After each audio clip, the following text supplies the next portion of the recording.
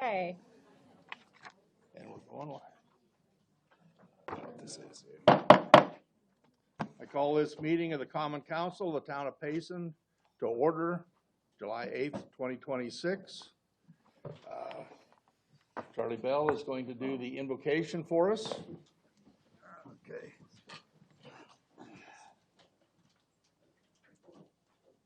Our Father in heaven, we come unto thee with gratitude and thanksgiving in our hearts and minds for a beautiful day, for an opportunity to come together as a council and as community members. We ask that your Spirit will be present this day, that it will guide, lead, and direct us in our conversations and in our thoughts, and that we will continue to move forward with the activities and gain knowledge and understanding of the events that happen in Payson. We're grateful for our community members, for our youth, for our young adults, for our families, and for our senior citizens that abide here in Payson. We ask a special blessing upon these individuals, that they will be healthy, strong, insightful, and gain the knowledge that they need to move forward and find comfort and peace in everything that they do. We're grateful for those who serve our community, and we ask a blessing on them, that they will continue to stay healthy and strong in all that they do. We're full of gratitude for the service of the many community members here in Payson. We're grateful for a town which is full of gratitude and friendliness, and we're grateful that we can live in this community and serve this community.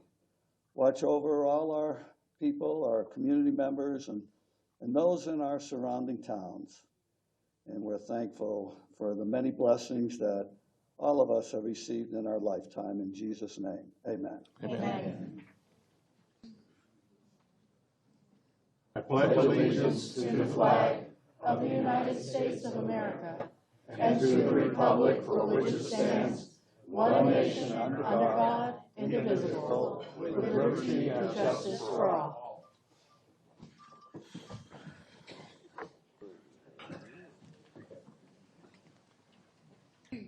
Megan, would you give us the roll call? Let the record reflect that all council members are present. Thank you. I'll slap you on the back of the head.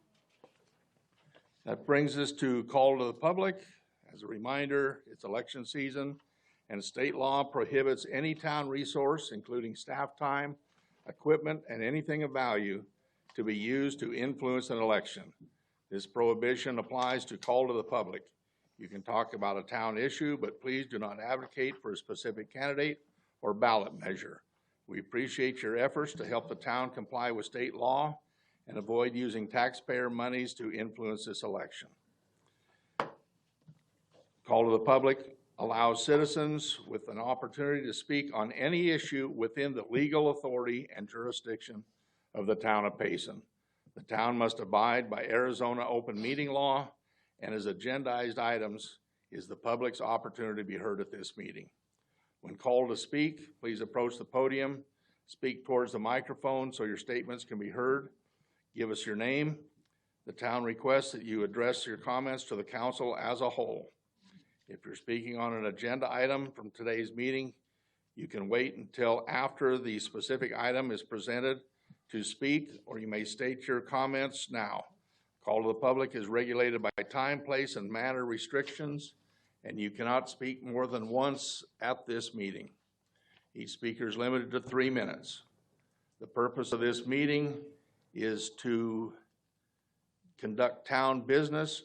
Speakers and the audience shall refrain from conduct that disrupts or interferes within the orderly conduct of the meeting, including clapping, cheering, or booing, as that disrupts the meeting and inhibits free speech rights.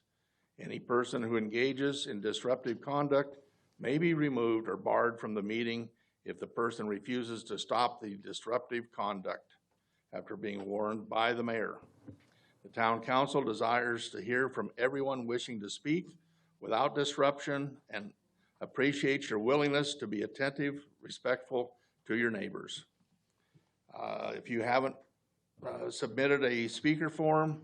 When my list of speakers is complete, I will ask if there's anyone in the audience that has an inclination or a request to speak, and you'll be recognized at that time. So we have overflow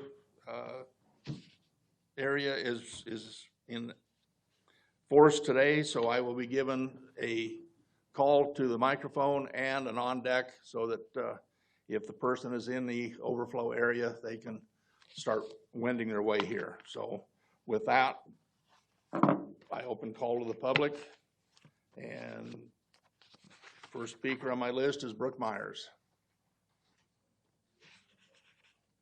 Jeff, you're on deck, so you don't have to come from the overflow. Hello, good evening. Thank you, everybody. Thank you, all the town staff. First of all, thank you for this past weekend to the Parks and Rec, police, everybody. The event was amazing and had a great time. So that being said, I have two things that I want to talk about real quick. I haven't really prepared, but first thing, actually, I was on the radio yesterday and Jeff brought my attention to F1 on the agenda, and not sure whose idea this is, but I just want to point out that this is a dumb idea. I'm sorry for whoever brought it up, but the ordinance for providing severability or whatever, I'm totally against that. Next thing, real quick, the Malibu project. I've been knocking on doors for a month and a half now. Probably knocked on 1,000 doors. Haven't talked to 1,000 people, but I have to say this is probably a 70-30 issue.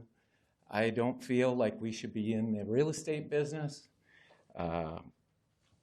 That property sat for 18 years, I believe, and we have somebody that's ready to go in and do something and make something of it, generate some income for the town.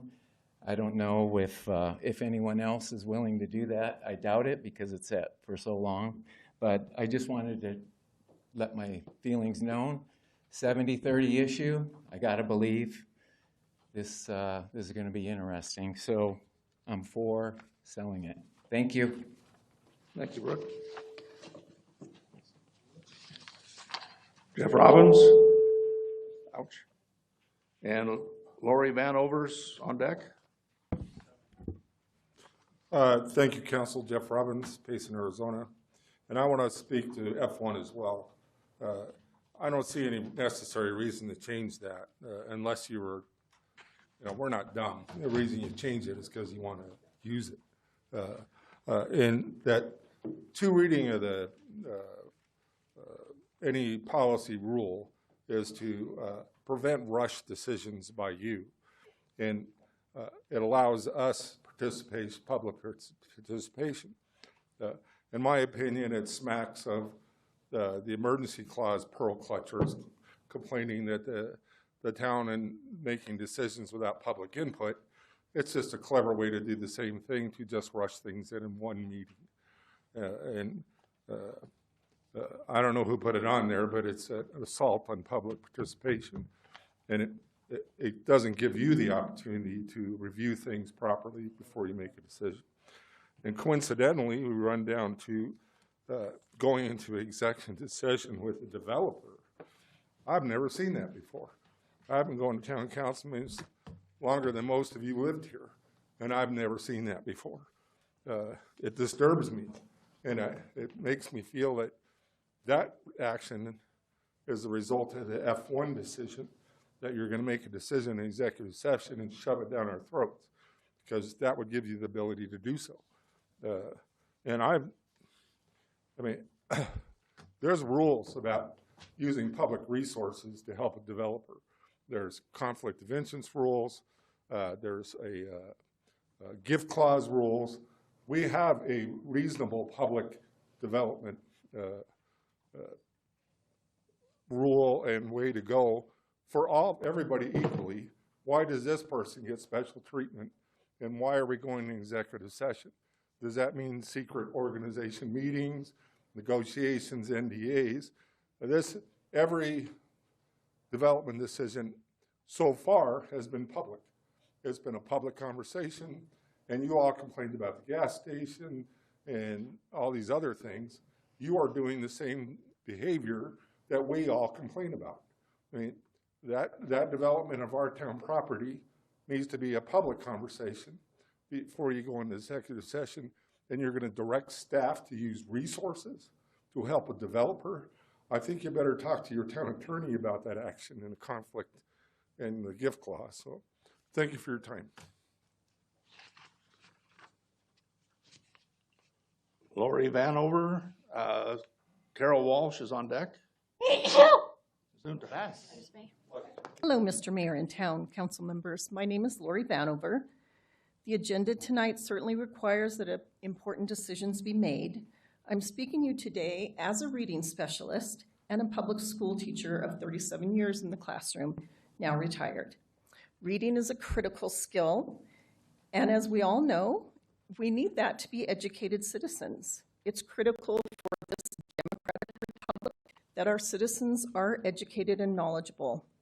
Our library is a safe place for our families, ourselves, and the children of this town to be able to go, read a book, borrow books, use the computer, and attend the many events hosted by our library. I could go into those, but you can go on their website and see their calendar for the month. It's pretty awesome. I've heard that some in this community say they're concerned about the books available in the library. I would say to them, you might want to be more concerned with your children's access to their home internet and the exposure it provides. Council moral concerns, in my opinion, are unfounded based on more than 20 years of accepting the county's funding. In any case, it is a parental responsibility to be aware of and guide young people in their choice of media, whatever that might be. Each of us in this great nation of ours and in the great state of Arizona have the right to decide what we will participate in or not. It is my opinion that it is not the job of town council to be the moral decision maker for the citizens of the town, which was another concern that I've heard. I have every confidence in our Payson Library, and I believe that you should too. It's run by ethical and caring adults. Purposely denying funding to the library is playing on conspiracy theories that simply don't exist. I ask that you do everything in your power as representatives of our town to support our library. As Craig Swartwood pointed out today on the forum, our library is a public good. It, along with Green Valley Park, are one of the foundations of this town, and we need to support it every way we can. Secondly, I'd like to weigh in on another item. It's my opinion that the property known as the Malibu site should be used for the betterment of this town, perhaps an expansion of police and/or town facilities, perhaps a park-type plan in the future. I don't think we need to rush to sell the lot to a developer, because I think maybe in the future we can find some better uses. Thank you so much. Thank you.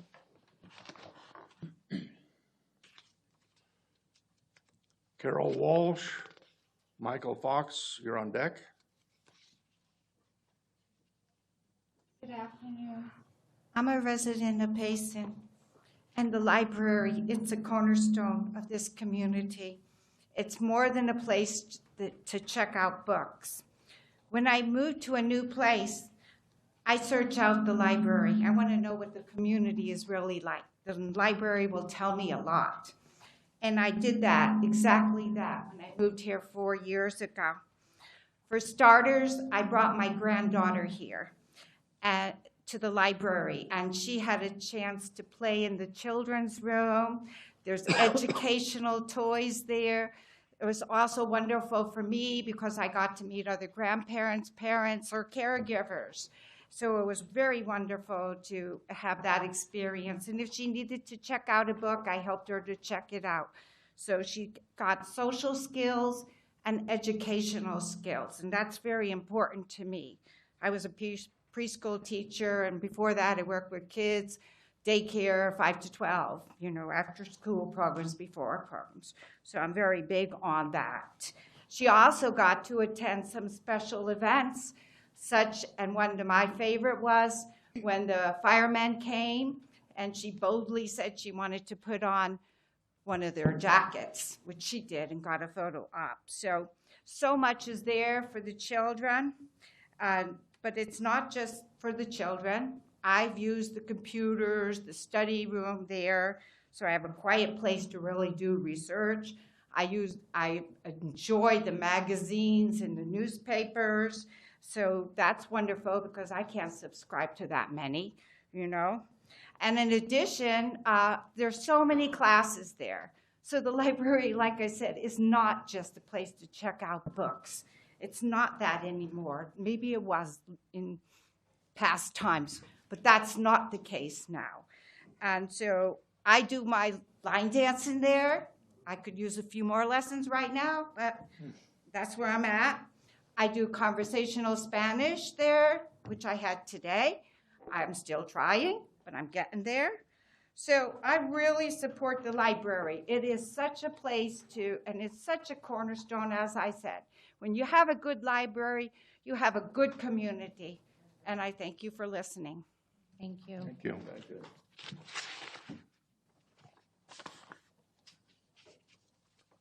Michael Fox and Wendy Bellows on deck.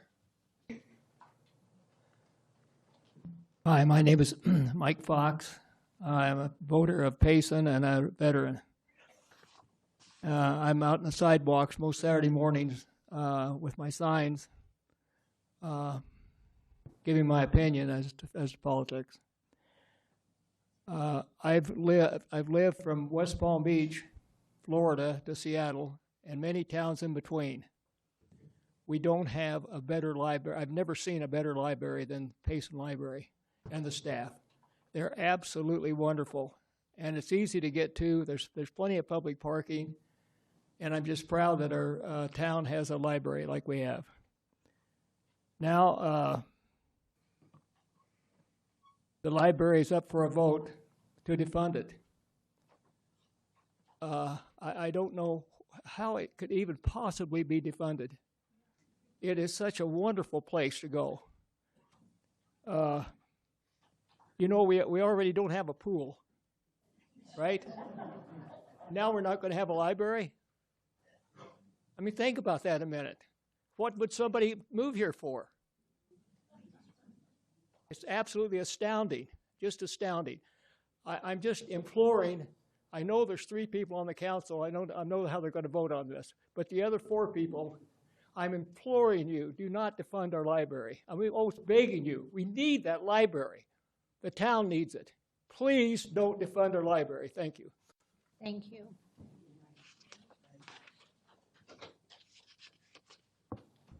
Oh, Wendy Bellows. Yes, hi. And Mike Quinn, you're on deck. I'm Wendy Bellows. I've never been to one of these meetings before, but the library issue pushed all my buttons.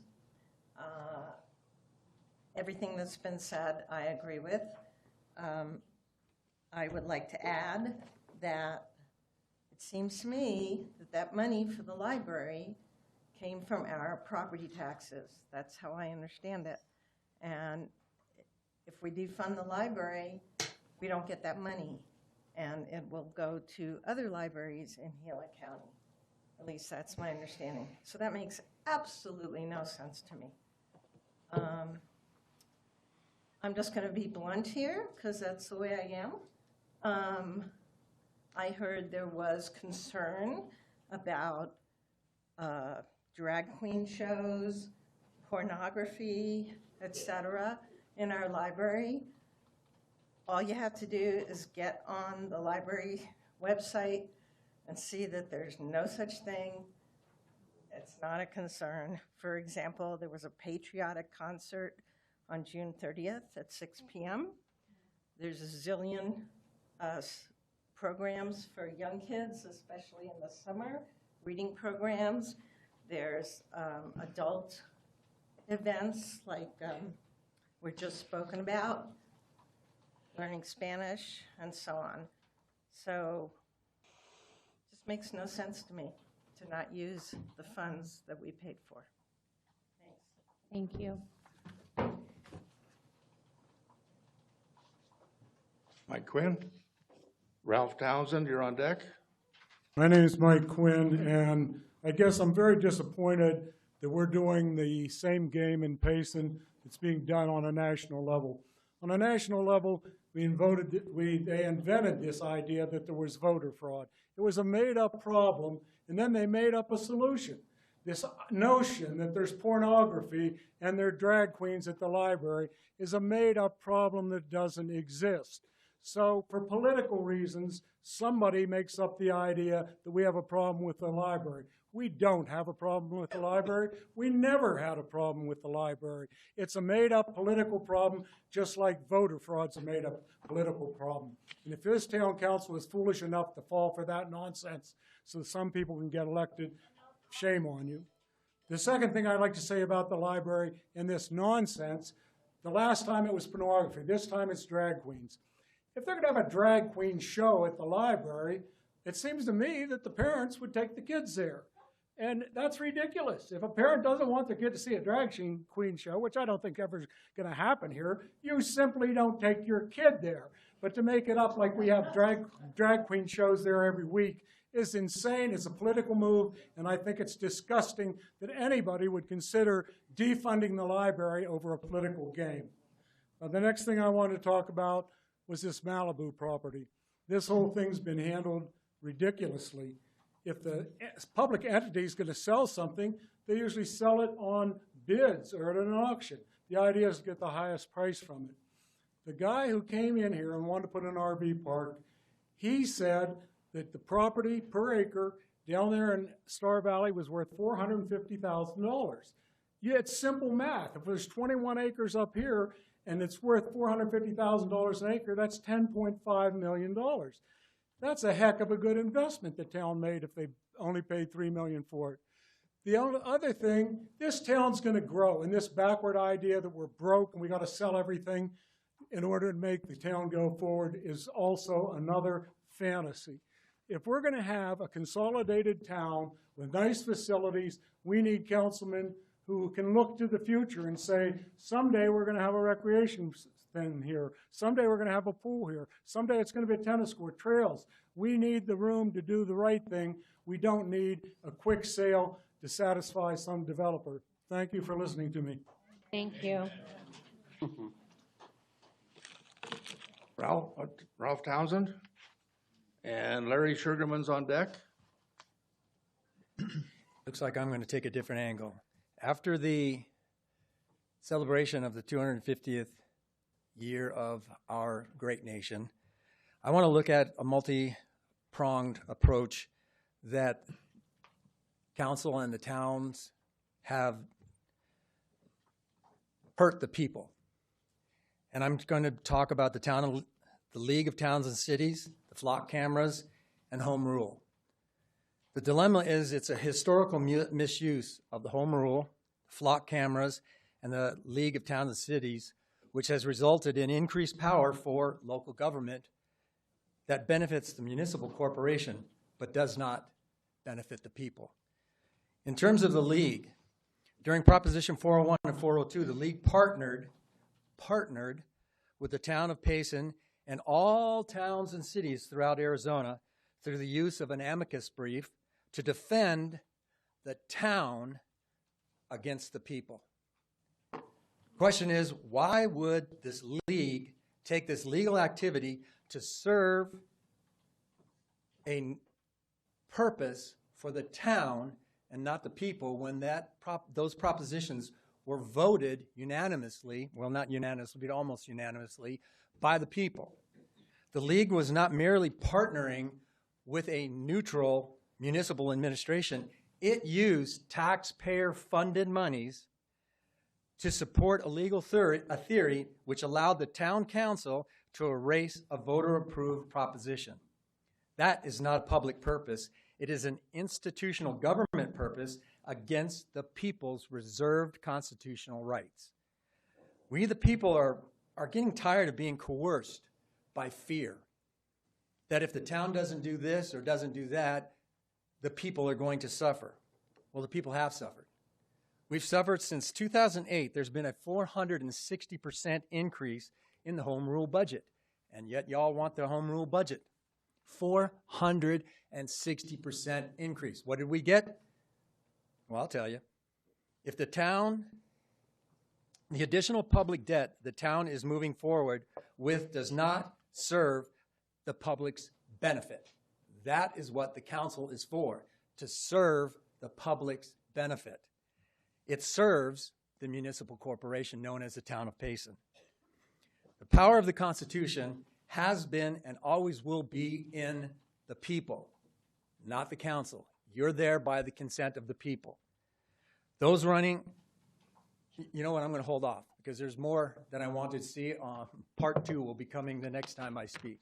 But I just want to let you folks know this discombobulation of the council doing things for the town and not the people, it needs to stop. Thank you. Thank you. Larry Sugarman. And Paul Edwards is on deck. Thank you, Mr. Mayor and council members, for this opportunity. I'm Larry Sugarman. I'm a resident of Payson. I'm here representing myself and my wife, who is home with a sinus infection, unfortunately. Marla grew up in St. Louis, and unlike many of us, is not a sports fan. Still isn't. She spent her Saturdays at the public library. She was and still is a voracious reader. When her mom retrieved her on those afternoons, Norma always asked what she read and what books she checked out. Her mom did what responsible adults should do: trust but verify. That is a parent's most sacred responsibility. Putting the burden on a librarian to monitor what a kid reads or hide books in dark corners that you feel are inappropriate sounds a bit dictatorial to me. Give our kids some credit. They're smarter than you think. At issue here is the distribution from the county for over $283,000 of our tax money. That is intended to help support our town library, and apparently that support is needlessly at risk. Without those funds, will our library be able to operate? If not, to me, that means a library closure is just one step away from what the Third Reich did almost a century ago.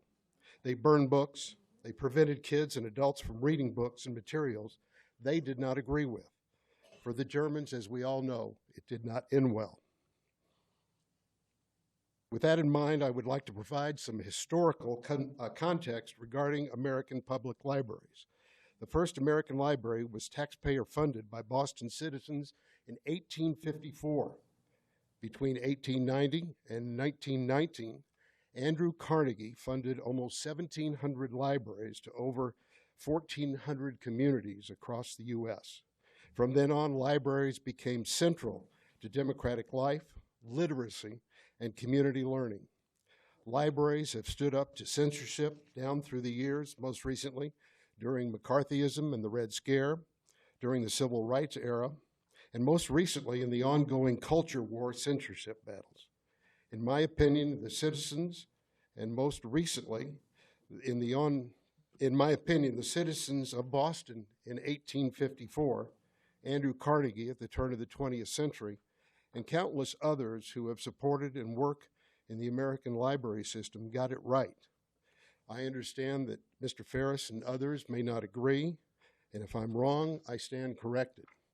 Thanks for your attention. Appreciate it. Thank you.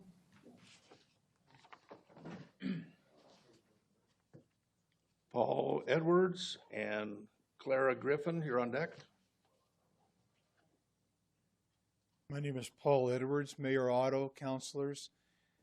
For me, I think the two greatest assets this town has are the Green Valley Lake and the library. For some people may favor the library, others the lake, the park, but they are fantastic assets for this town. The first time my wife and I visited the library, I was impressed by the building. Beautiful, well-designed, just spacious, wonderful building. But then I walked through the rows of books and was amazed by just all the great authors, fiction and nonfiction, the scholars, and just a great collection. There's something for everybody there. It's really amazing. In a town, in a rural part of Arizona, to have this is a wonderful treasure. I got, the staff helped me get a library card, and my wife and I have checked out many books and read them since then. We've observed that there's a lot of meetings and programs. Can't attend them all. The ones I would like to attend, not enough time, but it's pretty impressive. It's great. The staff explained to me first time that if the library was held at another Gila County library, I could request it. And when it came in, they would call me and I could go pick it up. And I've done that a few times. Miami, Globe, even San Carlos. And so that is a great service, being a part of the Gila County system. As more time I go to the library so much, and I see lots of children with their parents. I also see a lot of people in their late 70s and 80s and everything in between. There's all kinds of people there. But the greatest thing about the library is, I think, the staff. The professional librarians, part-time staff, a lot of volunteers. These are people who love books and love helping people. And I can't say enough good about them. Without our library and the amazing staff we have, Payson would not be Payson. I think I ask you, this council, to support the library in every way you can, starting with approval of this resolution 026. Thank you, Mr. Mayor. Thank you. Thank you.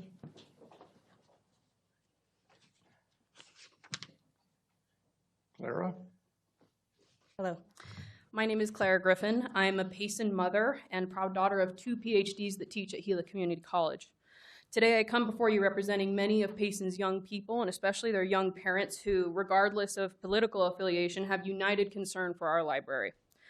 Among your younger constituents, this has become one of the defining conversations in our community. Will the people we elected to be stewards of our town choose to undermine our public library because they believe parents are incapable of deciding what media is or is not appropriate for their own families? I understand that, by your own admission, some of you have not and do not intend to read the book at the center of this debate, Sex is a Funny Word, an informational book shelved in the adult section of the library. I am not here to debate the morality of that book. That morality is a matter of personal conviction, and each of us is entitled to our own beliefs. Instead, I want to ask whether any of you have read John Milton's Areopagitica, the work that became the intellectual foundation for many of the principles later enshrined in our First Amendment. Milton was opposing the English Parliament's attempt to censor books before they could even be printed. He did not argue that every book was perfect or harmless. He argued that reason is but choosing, that true virtue, faith, and wisdom cannot exist without the freedom to read, to weigh competing ideas, and to choose for oneself. Milton warned against what he called a cloistered virtue, a virtue that has never been tested because it has never encountered opposing ideas. He believed that truth and falsehood should be allowed to grapple in a free and open encounter, because if truth really is truth, it has nothing to fear. So I ask you, is your truth so fragile that the mere existence of different ideas threatens it? A public library is not a government endorsement of every book on its shelves. It is the very marketplace of ideas Milton described. If you disagree with a book, don't check it out. Guide your own children according to your own values. Allow me and every other parent in this community to do the same. But threatening to defund an entire public institution because it contains ideas you dislike is not an act of courage. It is intellectual cowardice. More importantly, it is fundamentally at odds with the American tradition of individual responsibility. Milton wrote, "Who kills a man kills a reasonable creature. but he who destroys a book kills reason itself. I leave you with this warning. The young people of Payson are paying attention. Young parents are paying attention. We are united on this issue across political parties and across economic classes. Keep your hands off of our library and trust families to make decisions for themselves. Your vote on this issue will not be forgotten. It will shape how many of us evaluate your leadership. And today you have the opportunity to show us what kind of metal you are made of.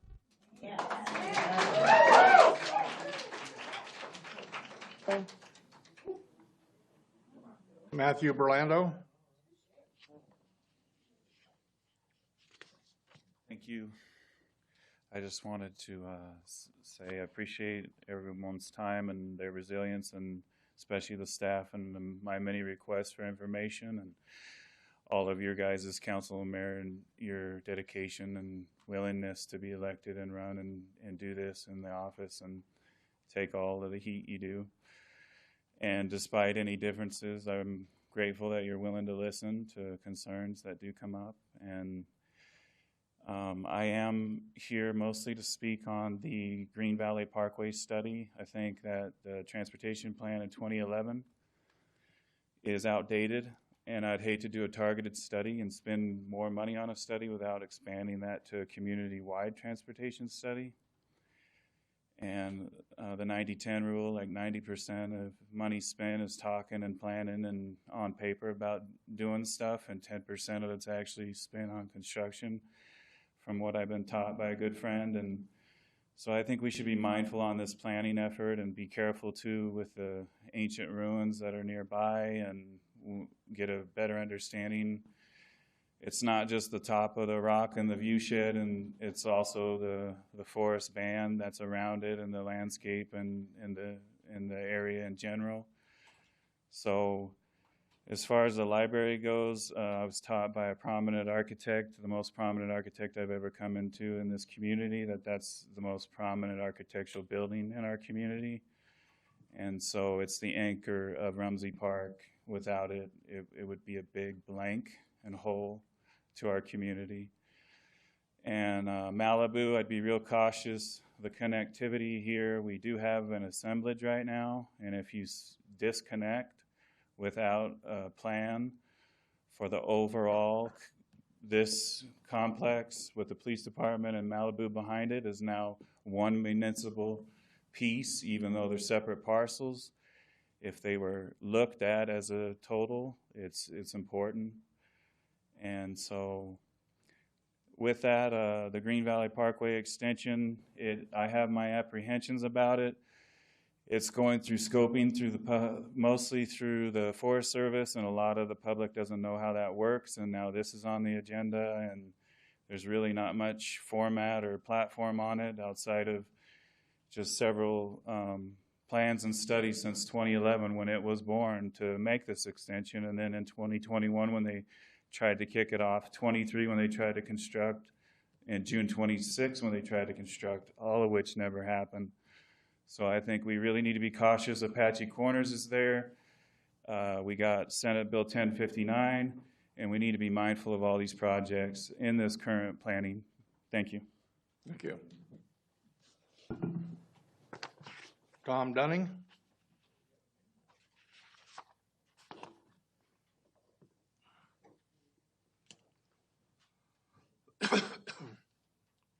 I'm Tom Dunning. I'm a 21-year resident of Payson. Mr. Mayor, Town Council, Town staff.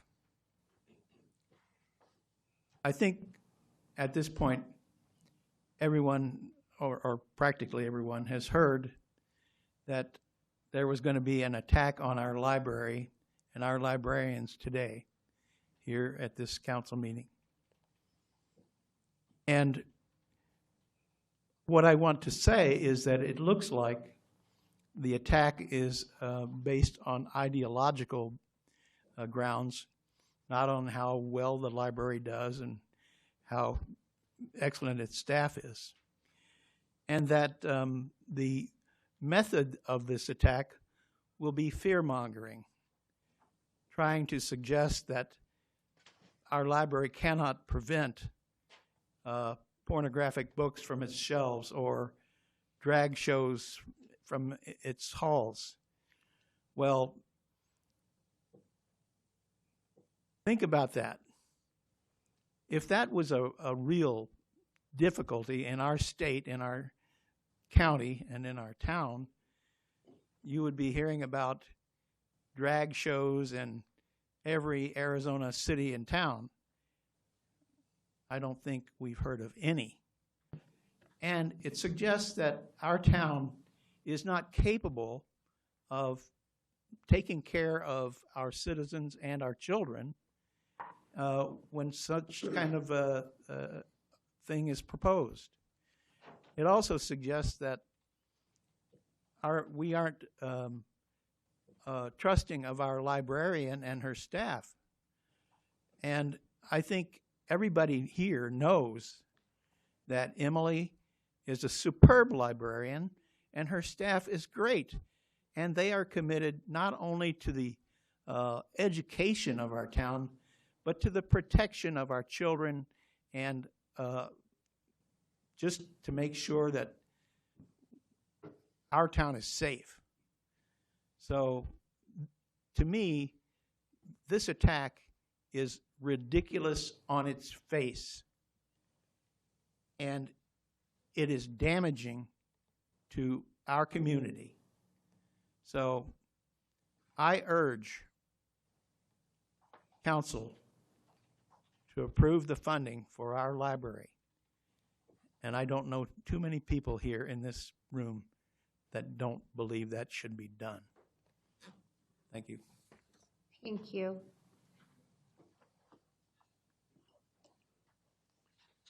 Anyone else wish to speak? Jerry?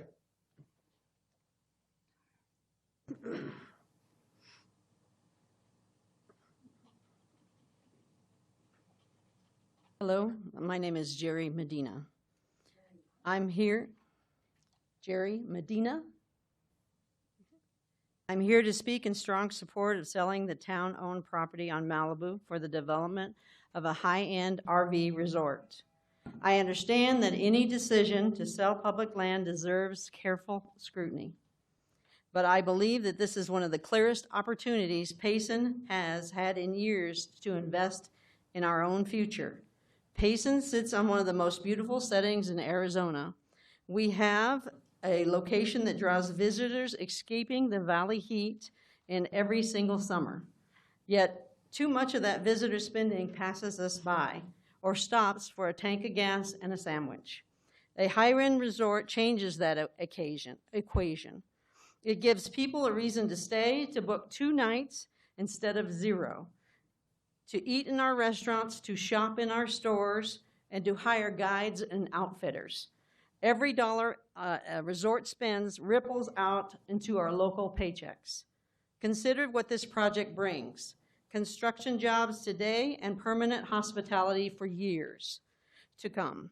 New tax revenue, bed taxes, sales taxes, property taxes that funds our streets, our first responders, and our parks without raising a dime on our existing residents, which I'm a resident from 15 years.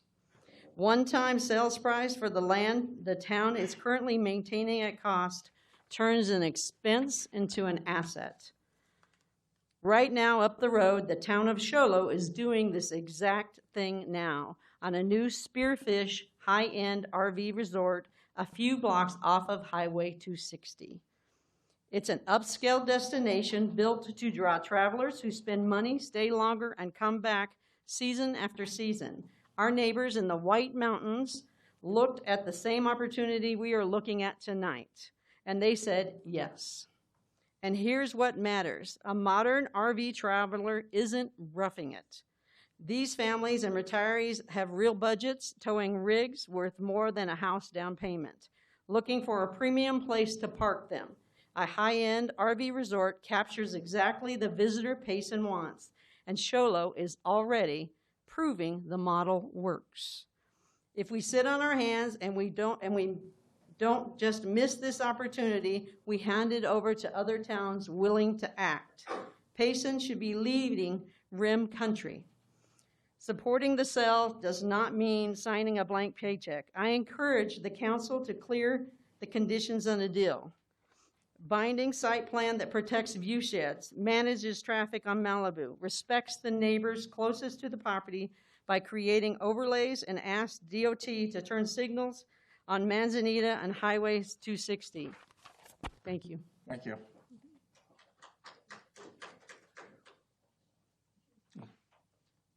Step up.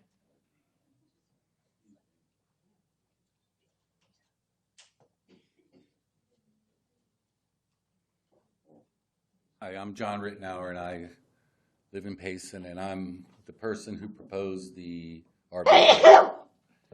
And I'd just like to make sure, I proposed the RV park. I'm the developer. And I did not hire that woman that spoke just before us, for me. It was amazing, but I do have a couple comments I'd like to make. Just to clear things up, you know, wasn't an intention to make a low offer to come in here. The land was appraised by a third party. I had nothing to do with price. The land, that, as far as I could tell, was not being considered for any other projects that were funded. I proposed to fund this without city money. The land cost comment in Star Valley, okay, was misconstrued by an earlier speaker. The point I was trying to make is, at the cost of $450,000 an acre, you cannot responsibly put an RV park. The land's too expensive. So we have to do something different there because of the land cost, which is a great thing for us because of what the fair market value of that land appraised for allows for something this good to happen. Otherwise, if you outprice yourself, you're not going to get anything done there. And there's a lot of work to do there. I think we want, as a citizen I speak, a considered project that appeals to the demographic we want to see here and generate the kind of revenue that can be used to improve the quality of life and pay for some things that you guys know what you need to pay for. I don't need to tell you that. I encourage people to take a look around and see what kind of impact, if done right and done with the kind of integrity that I propose to do this, the impact it's having on other towns like Show Low. Small towns that need the revenue just like we do. You know, there was never any intent to do anything but good here, and I'm going to stand with that. And I hope I can get some support, and I hope you guys understand that this is only intended to be a good thing. And I will see it through. I will complete the project. You guys will be proud, as I will, of the work that we do together. And I think that last comment is I met an RV park owner that was quite greedy and was buying up anything because, you know, if you own enough of anything, they're very valuable. And he owned a lot of real estate. But the one thing I learned was, you know, how to populate these RV resorts.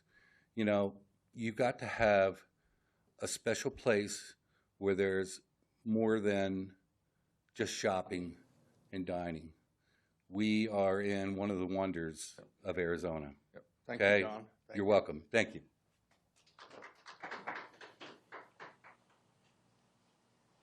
Anyone else wish to speak? We have one hand raised on Zoom. Okay, Zoom. And the name is Steve Oberholzer. Okay.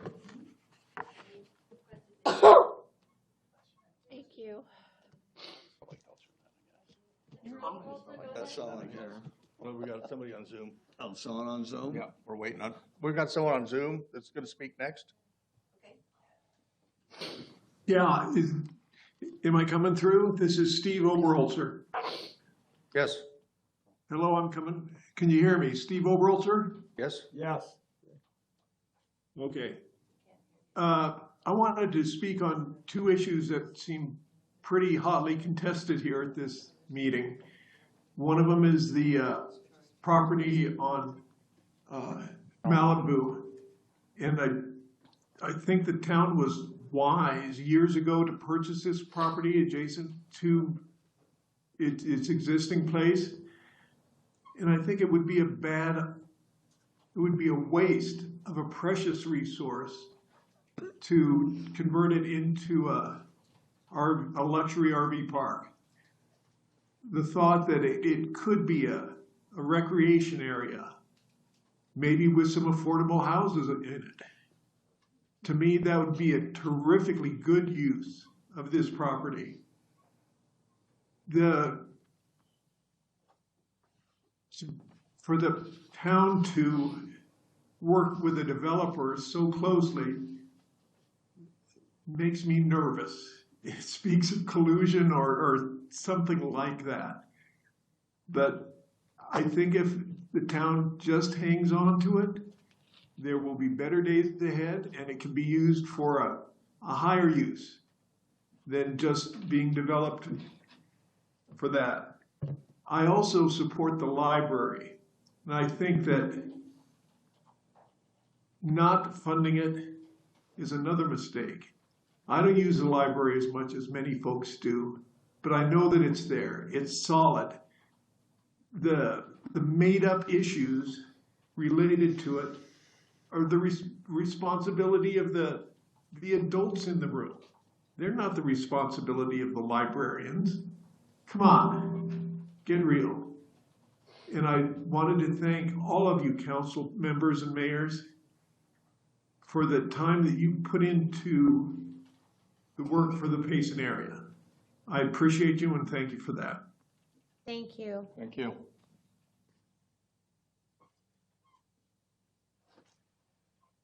Is he off? Okay. Ma'am? Yes, good afternoon. My name is Cheryl Janae. I've been a community college teacher for 20 years. I currently teach online. I teach world religions and I teach philosophy. I've been very concerned with the AI creep that I see into the classroom and into my students' work. I am in favor of AI. It's a wonderful assistant. It works very well if you know what you're talking about and you know what you want to get from it. There's great advantages to it, and we have all sorts of environmental problems to solve regarding AI. But I really believe that the library is the place that we can raise a generation of young people who read and think and will manage AI to the benefit of the planet. And so I would like to see you vote in favor of funding for the library for the future of our planet and for the future of our children. Thank you. Thank you.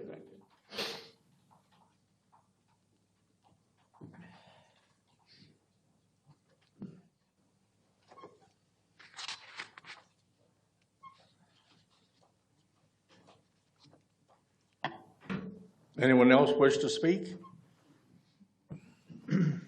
Seeing none, the call to the public is closed. That brings us to the consent agenda, item B.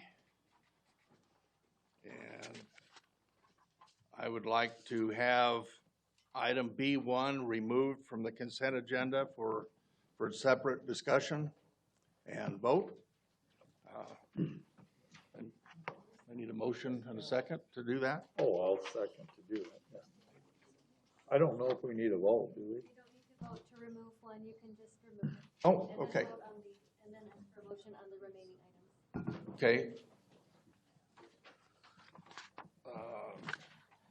If there's no objection on any of the other consent agenda items, I would like to discuss B2. okay.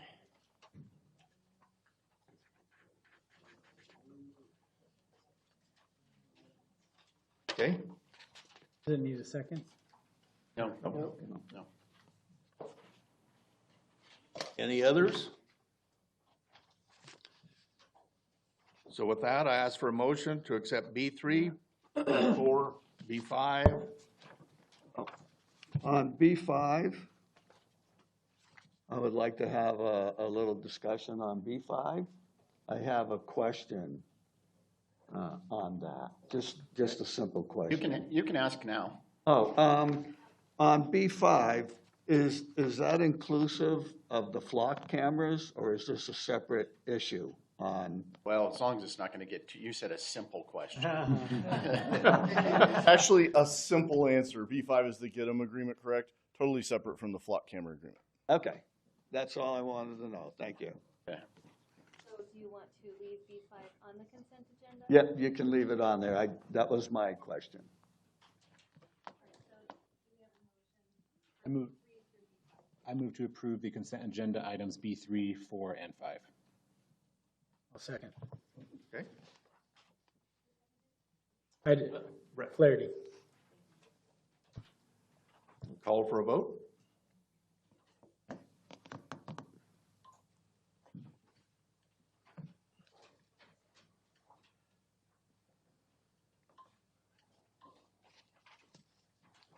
B3, 4, and 5 pass 7-0. With that, let's go back to B1. And I just want to say that I am a... Let's do new business. What? They still need to discuss B1 and B2. Oh, Yeah, got it. we took those out. Sorry, I was reading. You caught me off guard.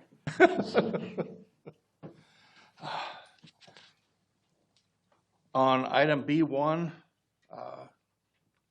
I seriously support the library. I support Emily's efforts at the library.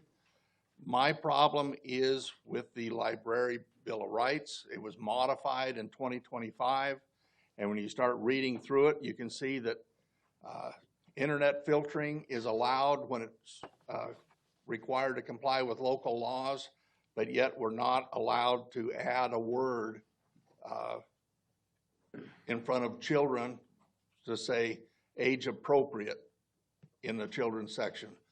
I want to ask for a tabling of this for 2 weeks until we can get a presentation on the Library Bill of Rights, or if we can remove the requirement of having the Library Bill of Rights in the resolution, I would be for it, passing the resolution and funding the library. For me, the sticking is the Library Bill of Rights and the fact that we've had changes in it in 2025, and we're not allowed to add a single word to that Library Bill of Rights. So that's. I got a request to speak. I'd like to make a motion to table it to the next council meeting to get information on the Library Bill of Rights, on what changes were made in 2025 and why we can have internet filtering, but we can't put a single word in front of child for the children's section. Oh, I'll second. Is Natalie here? Yeah. You want to comment?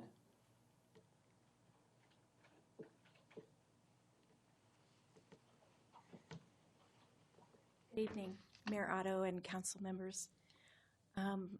As to any changes to the Can I interrupt you? This is your county librarian. I'm sorry. Okay.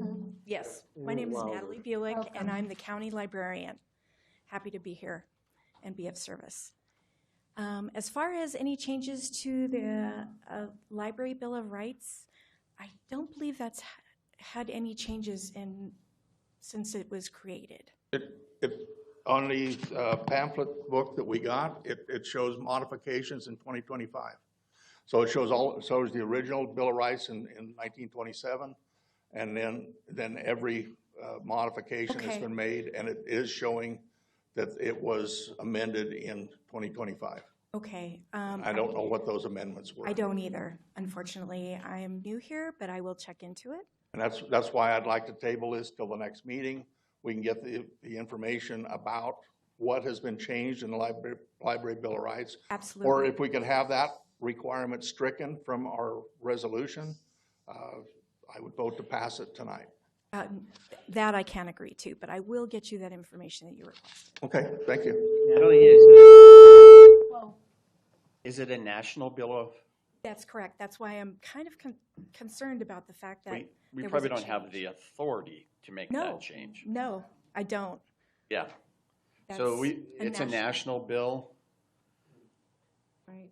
That's why I'm questioning the change, but I will check into it. I'm very happy to do that for you. Okay, I have a comment. Meg has something. Well, I still have a comment. I mean, before we go through the motion to table it, I would like to make a comment. Is that appropriate? You can have discussion on a motion. Right, okay. Or it failed. Did you get a second? If you did get Yeah, a second, I think it Jim failed. seconded I got it. a second. So you're in discussion at this point Okay, on the motion. okay. First of all, I want to say that I'm in favor of the library. It was never my intention. I see faces out there like, I've never wanted to defund the library. That was never my intention, to defund the library. What we're talking about here is we're talking about the Library Bill of Rights. That's what we're speaking about. We're not speaking about defunding the library or any of that. I'm giving you my perspective, okay? And I appreciate, I'm not really into faces and all of that. I'm giving you my perception. I have never wanted to defund the library. That was never my intention, to defund the library. I appreciate the library. I mean, if you want to take into consideration, I was born and raised in Cambridge, Massachusetts. I attended Cambridge High in Latin and graduated high school from there. So I come from a very, very, very intellectual city. And I was raised and have gone to the Boston Public Library. I have walked through Harvard University and went into their library. So, Order, please. My intention is never to defund. My intention is to bring to light the Library Bill of Rights. Number 3, members of the school community involved in the collection development process employ educational criteria to select resources unfettered by personal, social, or religious views. Students and educators served by the school library media program have access to resources and services free of constraints resulting from personal, partisan, or doctrinal disapproval. School library media professionals resist efforts by individuals to find what is appropriate for all students or teachers to read, view, or hear. Number 4, denying minors access to certain library materials and services available to adults is a violation of the Library Bill of Rights, since it is the parents and only the parents who may restrict the children from access to library materials and services. If you decline based upon the Bill of Rights, if somebody comes into the library and says they want to do A, B, and C based upon the Library Bill of Rights, that has to happen. That's my understanding. I'm looking at the intergovernmental agreement. It's not the resolution that refers to the Bill of Rights, it's the agreement. And it says library staff will be familiar with and follow the American Library Association Library Bill of Rights. So be familiar with it. It's a little more loose than follow it. But I think even following it, there's some discretion with your librarian staff to figure out what the community standards are here. And Mr. Mayor, what did you want? What were the 3 words that you wanted? Age appropriate? Age appropriate for materials in the children's section. Well, we don't have to, that's a national, contract, you might say, but there's no reason that we can't put those words above the children's section. It doesn't say that we can't do things. So even when you adopt this, we still have some freedom in our library to, there's none in there anyway. Okay, but within the Library Bill of Rights, you're allowed to filter the internet content that comes into the library, but you're not allowed to filter what comes into the children's section. That's But what we I already want. filter what comes into the children's section. That's what I wanted a clarification on. That's why I'm asking for just That stuff's all been moved. It's all in the adult section. There's no inappropriate books at all in the children's section. And if you find some books that you feel that are, especially appalling to your views, we can put them behind the counter and they can come ask the librarian for the books. I mean, if there's something that is so, I think that there's an easier way than having to amend the Bill of Rights. Well, would we be in violation? If you accept the funds, that's what we're talking, is the funds in connection to the Library Bill of Rights. In order to accept these funds, you have to accept the Library Bill of Rights. Right. Because it's 1 and 2. Now, it was brought to our attention that some 20 or 30 years ago, the municipalities, cities, and towns got together and put together the Gila County Library Fund. So they receive funding every year from all the municipalities, towns, and cities. And this has been going on. Now, when that happened 20 or 30 years ago, did the Library Bill of Rights follow this funding from 20 to 30 years ago, or was it absent 20 or 30 years ago? And did we just bring in maybe 15 years ago the Library Bill of Rights? Maybe that's not clear. Has the Library Bill of Rights always been with this, or was there a time frame when it got incorporated into the money? Because we're talking about money, we're talking about association with the Library Bill of Rights, and we're approving finances with the Library Bill of Rights. So you're saying we can modify that, but... No, I'm not saying you can modify the contract. I said that it's our library. We could make concessions for the mayor to make sure that there's nothing inappropriate in that children's section. If that's... The county does expect the council to approve the Bill of Rights in order to get the $280,000. That's my other question. Does the county say we have to abide by? They expect us to approve the Bill of Rights.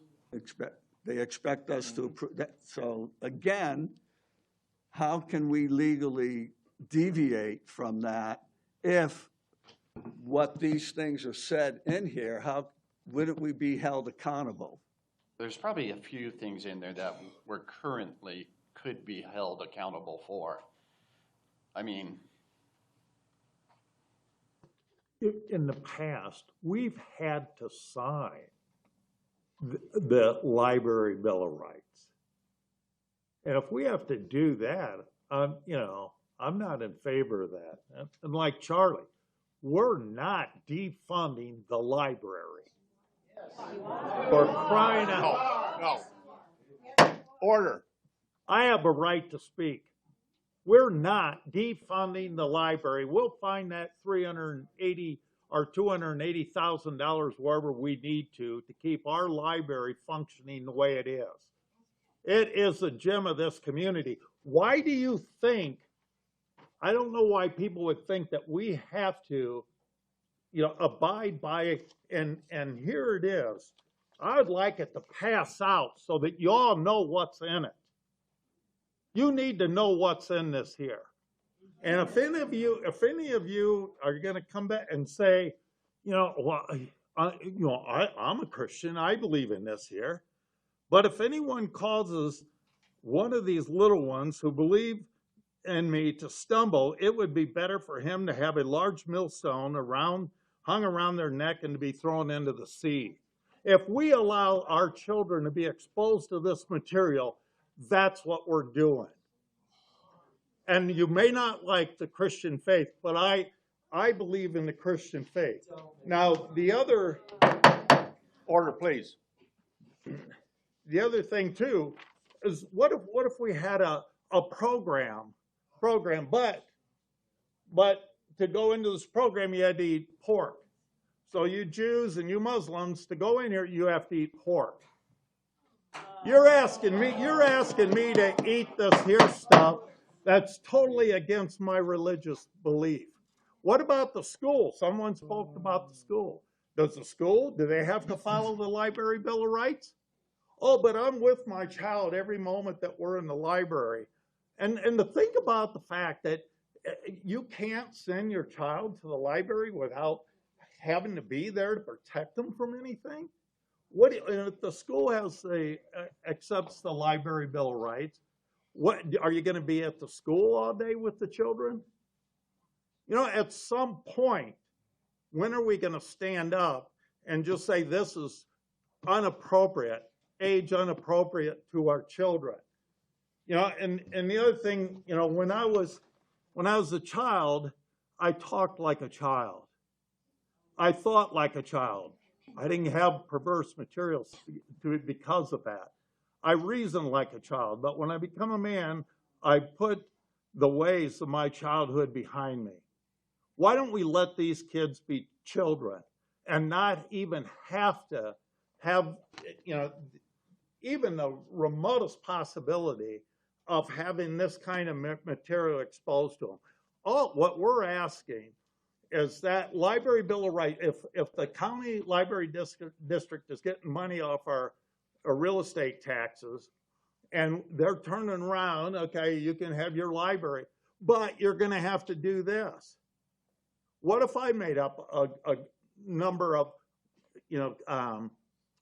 things that they had to accommodate to have that money? Who the heck are these people to say that this Library Bill of Rights and what they want to expose our children to? You go, well, you can't force your, ideology on us. What are they doing? Wake up, people. I got some questions for it. I got a public information request to the district library. I want to table this here until we have more information. Yes. I have. Is there more discussion? On the Library Bill of Rights, and whether it can be stricken or amended and age-appropriate materials in the children's section. Yes, please. Would you guys like to continue, or would you like to continue discussion on that? I've got some. Okay, Dallin? Darren, I don't know if this would be a question for you or if Emily's able to answer these. I've done some research on kind of the Library Bill of Rights, what it dictates us to do, what it handlocks us to do. And I think I know the answers to these questions, but I just want to still ask them. So what is the process for, let's just say, a resident to request a specific book to be in the library? Can a resident request a book? Go ahead. Sure. We encourage residents to request books. So we have a book called the request book, and people write in what new book coming out they would like us to get, put down their phone number, and we add them to the whole list when they come in. So if I make a request, does the Library Bill of Rights say you have to have that book in there? Well, no. You still have that? So I still have things I take into consideration, whether or not I think that it's going to circulate well within our collection, whether or not I think the information in it's valid. Price definitely comes into play. If somebody's asking for a book that costs $700, I'm probably not going to buy. But yeah. So I still, I definitely have a finite. The library friends have been incredibly generous with my funding for collection development, but I try to be a good steward of those funds. So I don't buy everything, but if there is a clear, if there are multiple people in our community that want a book, I will usually try very hard to get it for them. Perfect. Yeah. Does the Library Bill of Rights specifically state which books you have to have in the library? No. So you still have oversight on It's what still- collections are? It still is up to my discretion. It's just, what the Library Bill of Rights does is it encourages me to not use my own personal, sense of values or, religious affiliations to make those collection development decisions. It wants me to look at our community as a whole and make decisions based off the whole community. Sure. No, that makes sense. What about the same process for removing a book? Do we ever remove books from the library? Yeah, I mean, we run out of space. So what we do is that process is called weeding, and we pull for a couple of reasons. One, because they're falling apart, so we pull based off of condition. We pull if a book is not being circulated. So if people have lost interest in the book, you know, if it was a political book from 8 years ago and you know nobody cares anymore or something like that, then we pull it because nobody's checking it out. Mm-hmm. If it's a content issue, then we have a process called request for review. Mm-hmm. So if a person is concerned about the content of a material in the library, and honestly that happens more with DVDs than it does with books, mm-hmm. but if they're concerned about the content of material at the library, there's a form to fill out, and the librarian will, I mean, you know, it asks, have you viewed it or read it in its entirety? What's the, you know, where do you think that this should be moved? I mean, I've absolutely moved books out of the children's room or out of the teen collection based off of that recommendation. I've labeled books differently based on those recommendations. You know, so there is a process for people who are concerned with books. I take every one of them seriously. Mm-hmm. Yeah. No, that makes sense. And everything I researched still showed that obviously you as a librarian have a lot of responsibility to make sure that they're, you know, that we're not strictly having books or you're removing books based on religious preferences, age, demographics, ethnicity, all those types of things.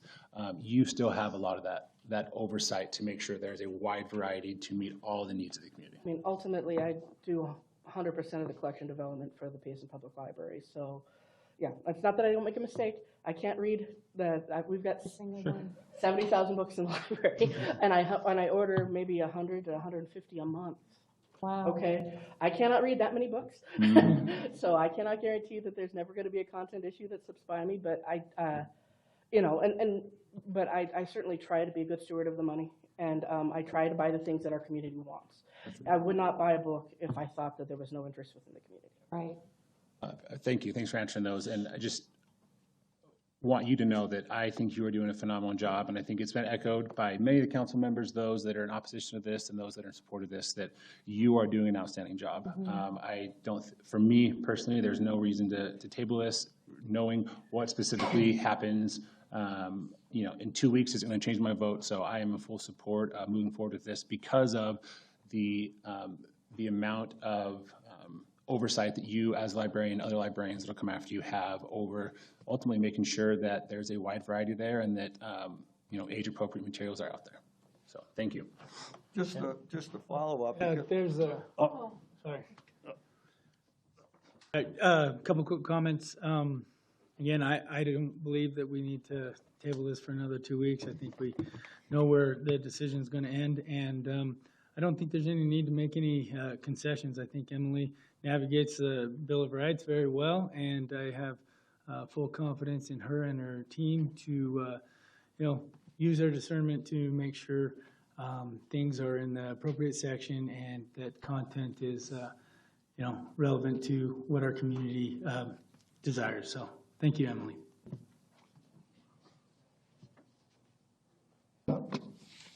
Thank you.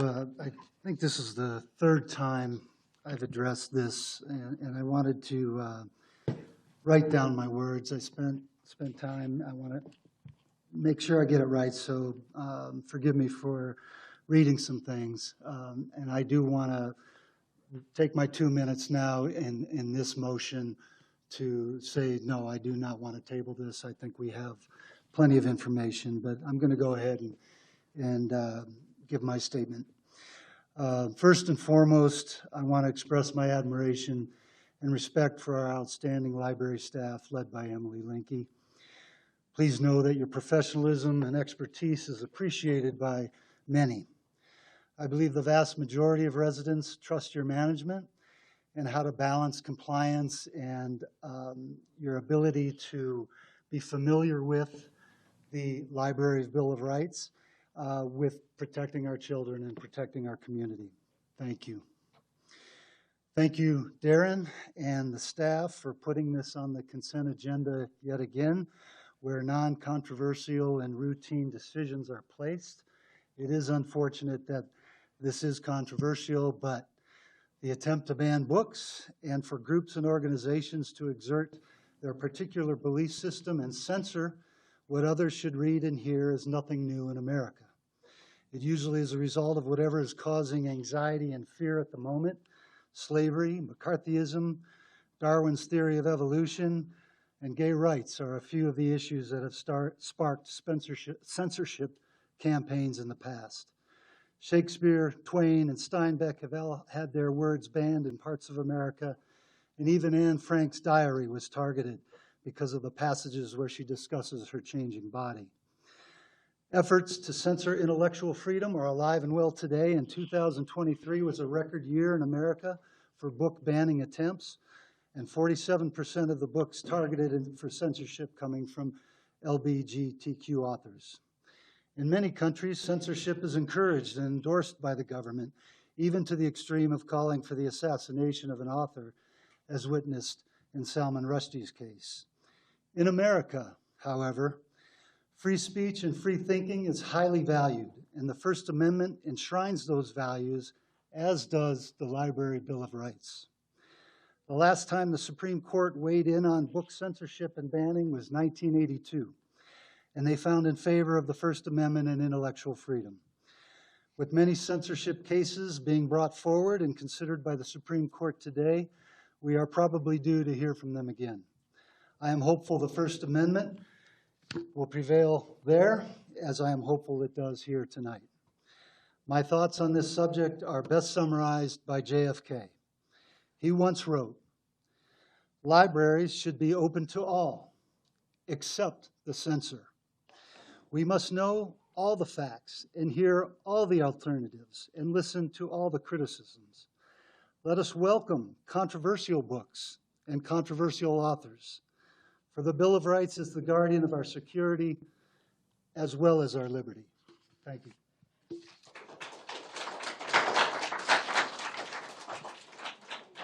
So just a quick follow-up.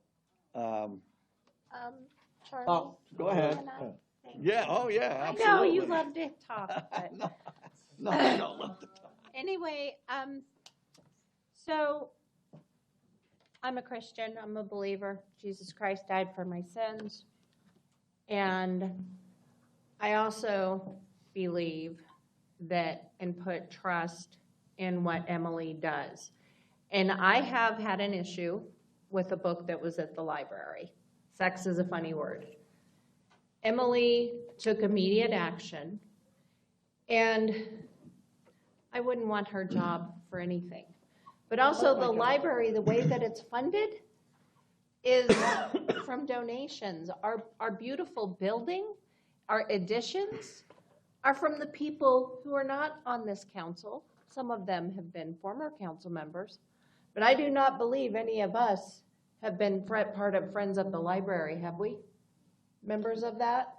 Yep. Okay. We're always accepting You new are? members. You're a friend of the library? You're on that board, helped fundraise? No, wait, I signed up, I didn't get any emails. Okay, so, well, I just want to say thank you all for doing that, because sometimes government fails, okay? And you know what? I only got a few months left, and I'm not going to miss any of this, and I'm not going to miss this year after year after year. I'm sorry.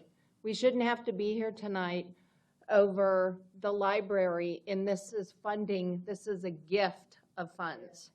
And I do believe if myself or any other person up on this dais, staff, or any of you have a problem with a book at the library, any content, I'd rather my kid be at the library and be censored by the crap that's on the internet than at home getting it from YouTube and at wherever else they may get it.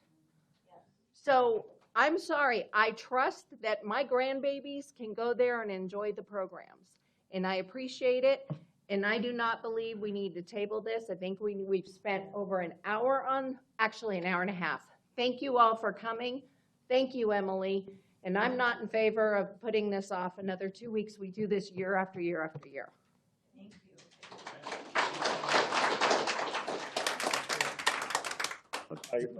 Just a quick follow-up here is, I love you all too. I'm glad we can laugh. Now, Emily, I heard you say, and I'm not trying to put you on the spot, but you redirect the books and put them in age appropriate, or like the one book that was talked about, put it in the adult section.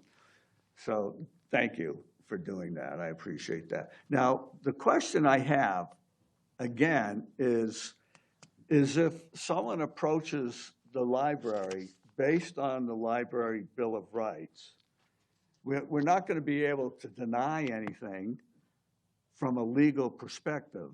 Is that true? From a legal perspective, we have to follow the Library Bill of Rights legally. Do you want me to start? Well, I think he's talking to Dave. Oh, I don't know who he's looking Yeah, at. you're the lawyer. I can only tell you what the contract says, and it says, Well, I understand what the contract says. I got that. But Emily also said that she had the responsibility, and she had the capability to go ahead and manage the library as she felt fit. But So can she- someone bring a lawsuit against the town for not following the Library Bill of Rights? Can we get sued? We can get sued for mowing the lawn the wrong way. I mean. No, that's a legitimate question. Well, you could, but it's a hypothetical that how do you answer? Well, because that means, I mean, it's hard to answer hypotheticals. We could do that all day long. What if, there's a bomber in here right now and we all blow up? What are you gonna do? What if, you can't answer hypotheticals. Well, because you can't win. I don't think it's hypothetical, because the Bill of Rights states exactly what you need to do and not do. So if someone comes to the town and says you violated number 4 or number 3 or whatever, can they sue the town? We would have to look. You have to understand the contract is between the town and the county, and it's a funding contract. So if they sued the town, what's the redress? It's going to be with the county, and it's going to be, all right, you have a trial 5 years later. Let's say you're actually found liable. Then they're going to pull back the funding, which has already been spent 3 years ago. So can you be sued? I don't think someone has direct standing as an individual necessarily to sue under a contract. You, the town, have standing because you are signing the contract, and the county has standing because they're signing the contract. So there's typically, and this is, I think is in there, there's no third party beneficiaries to the agreement. Okay. So I think that's how a court would look at it. Motion to dismiss, no standing. I have confidence in Emily's ability. I think she's doing a fine job. My concern is with unknowns in the Library Bill of Rights and modifications that have been made in 2025. I don't want the unintended consequences to come into our library and tie Emily's hands. All right, let's put it to, let's just do the vote. No, let's vote. No. Yes. Well, if I'm not, my voice doesn't matter, then forget it. You get to go again because you're going to have to I decide whether I can't to approve speak. it or Why not. am I here? Well, somebody can Come call on. the question.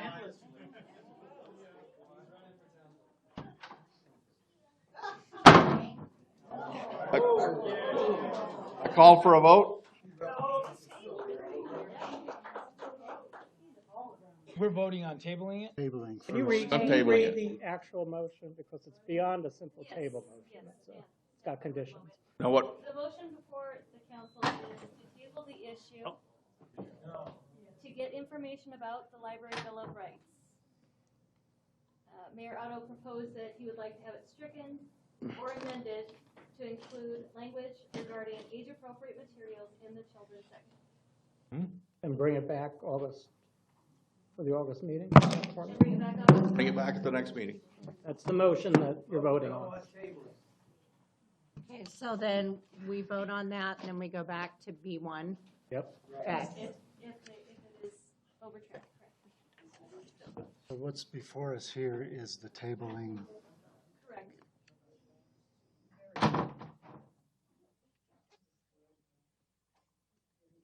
That might be confusing.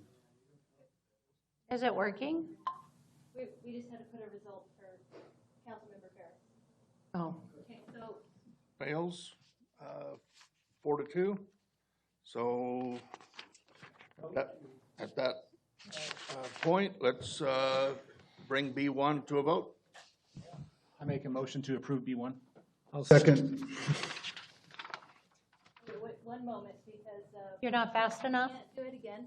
We have to do voice votes, and I'm not that fast. So just- All right, so let me go here and do a new note. Okay, so our new motion is to approve B1. And who made that? Yeah. Second? Was Scott? Was it? Oh, it was Brett. Oh, my bad. Sorry. And so we can do a voice vote. Aye. Aye. Aye. No. No.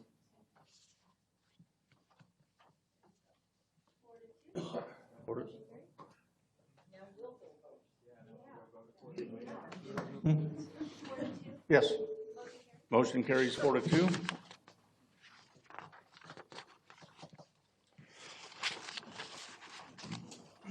Okay, discussion of item B2, Resolution 2026-027, approving and authorizing the execution of an intergovernmental agreement between the town of Payson and the state of Arizona Department of Transportation for scoping crossing the Tonto National Forest and along the south side of the Payson Event Center for a wildfire evacuation route, and authorizing the taking of all other actions necessary to the consummation of the transactions contemplated by such agreement and this resolution. You want to get these guys in order? We can't hear up here. We can't hear. Okay. No, it's not okay. No, I know. Let's let them clear who was leaving and resume. Sorry.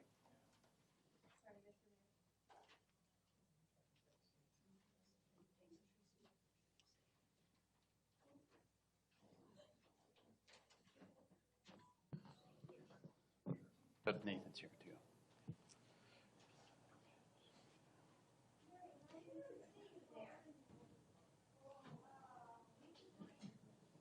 Now, back to B2. Is there any discussion? You asked to have it removed? Yeah. I had a few questions about it. Do we have a current anticipated total cost on the project? We do not. This is the contract for the scoping. So Scoping. following that would be your engineering and then construction. So we'd find out more then. Okay. Any idea what we've spent on the project up till now? We've spent the funds for the environmental and archaeological study, which is in the neighborhood of $100,000. Okay. And when was that spent? It's been over the course of, I think this project was 2011. initiated when Mayor Morrissey first took office. So. Long time. Okay. All right.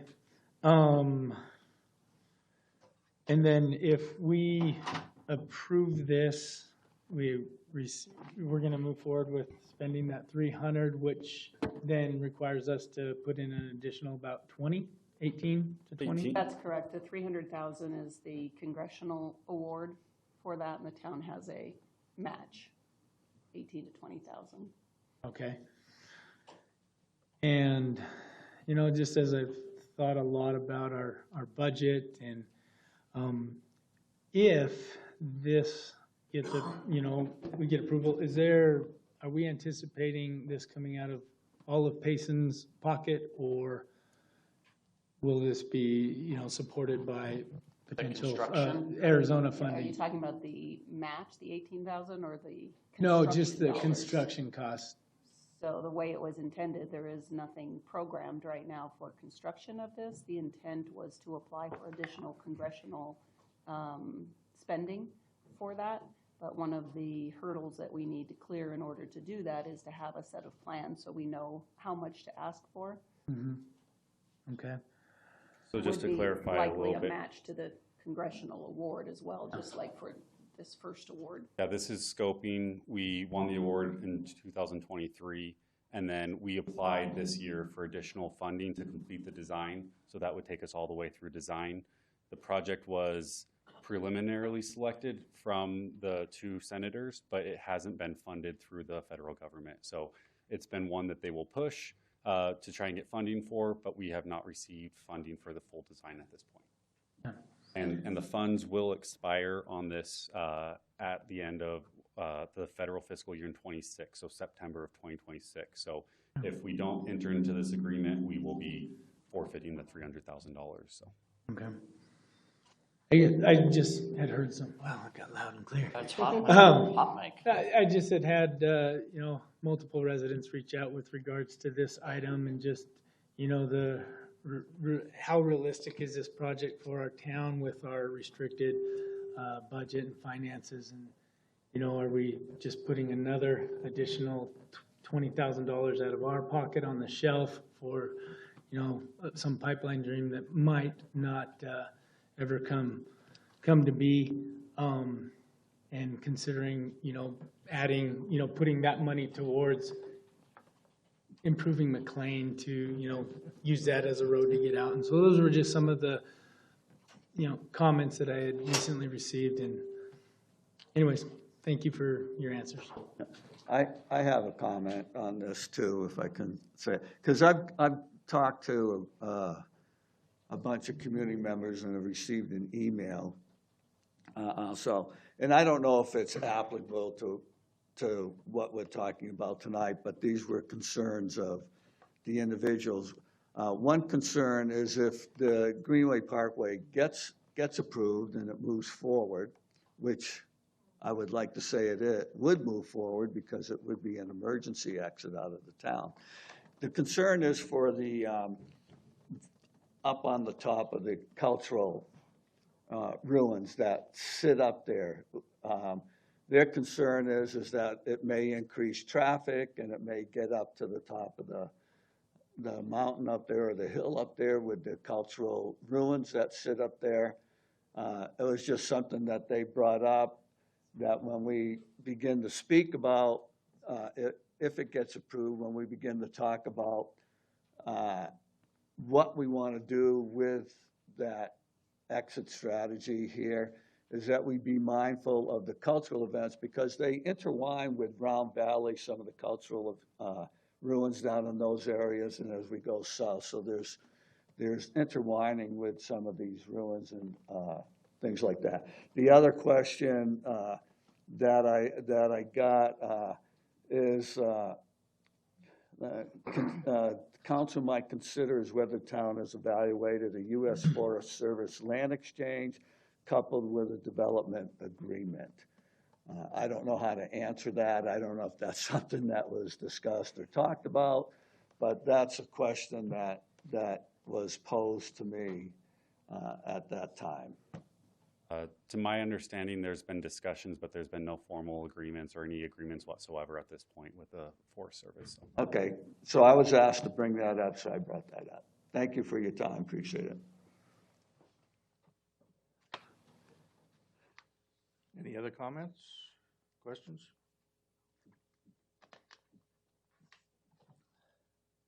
Ask for a motion to approve item B2. I'll second that. Motion to approve item B2. I'll second Charlie's motion. Okay. Sorry, I'm a little confused. Maybe I shouldn't talk as much.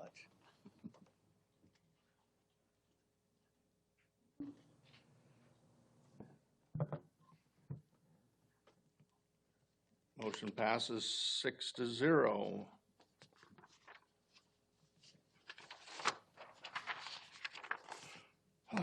Gets us to number C, Current events presentation by the town manager. I won't do much because I've asked Sheila to do some special stuff here. I just want to tell council and the people in the audience, if you see somebody who worked at the 4th of July, pat them on the back. That's literally over a week's worth of prep work. And there were firemen, there were the roads crew, there was Parks and Rec, there were the trails crew, there was staff here, economic development, police.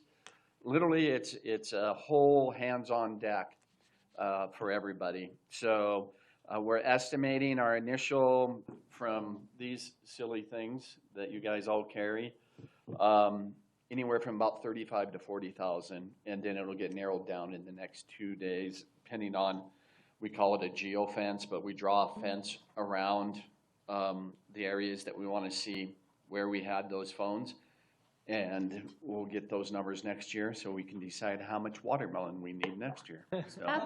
That's so spooky. And I would just like to add, with all the traffic and commotion in town, PD had people at the intersections at Manzanita and 260, and also at the road that comes out of Wells Fargo at 260. And it looked like they were writing tickets and needed a mimeograph machine in each patrol vehicle, because people just don't understand that you don't block the intersections. But we got stuck in that. I just give kudos to the police trailer. department for making the effort and getting people pulled over. And you got to get that extra 50 feet, you know, just. But I am going to toss it to Sheila here, since Sheila has worked with these people basically since the turn of the century. We'll let her. I think that is almost a true fact. Yeah. Thank you, Mr. Manager. I actually have a couple of individuals that I wanted to recognize tonight for their commitment to the town of Payson. One of them had to leave just a moment ago, so I'm going to hold that until the August meeting, but I would ask that Ms. Wilbanks come on up here for a moment so that I can talk about her.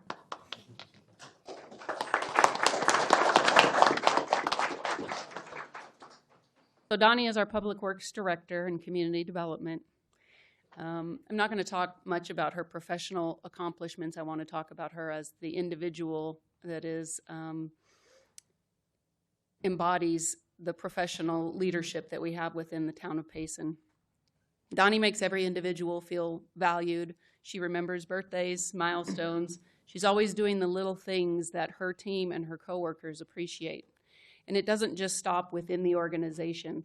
Our contractors in the building community continually express how much they appreciate how she works to find common sense solutions to problems when they are encountered. She's highly sought after by our team for her institutional knowledge, because she has touched so many aspects of town operations for the past 15 years, from transit to Main Street to our general plan update. She was instrumental in the establishment of our Economic Development Advisory Consortium, EDAC. I know some of you attend those meetings regularly, when it was first launched 10 years ago. She's played a role in tourism, in housing, and is one of the most knowledgeable people within the town when it comes to our block grant funding. Donnie's dedication is second to none, so I appreciate if you help me congratulate her for 15 years with the town of Payson.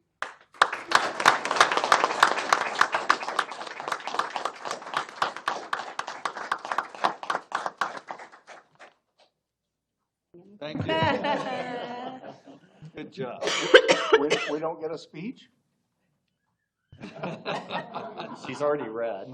Been here long enough, but I do not have a speech prepared, but I do love working with everybody that I get the chance to work with. So thank you, Sheila.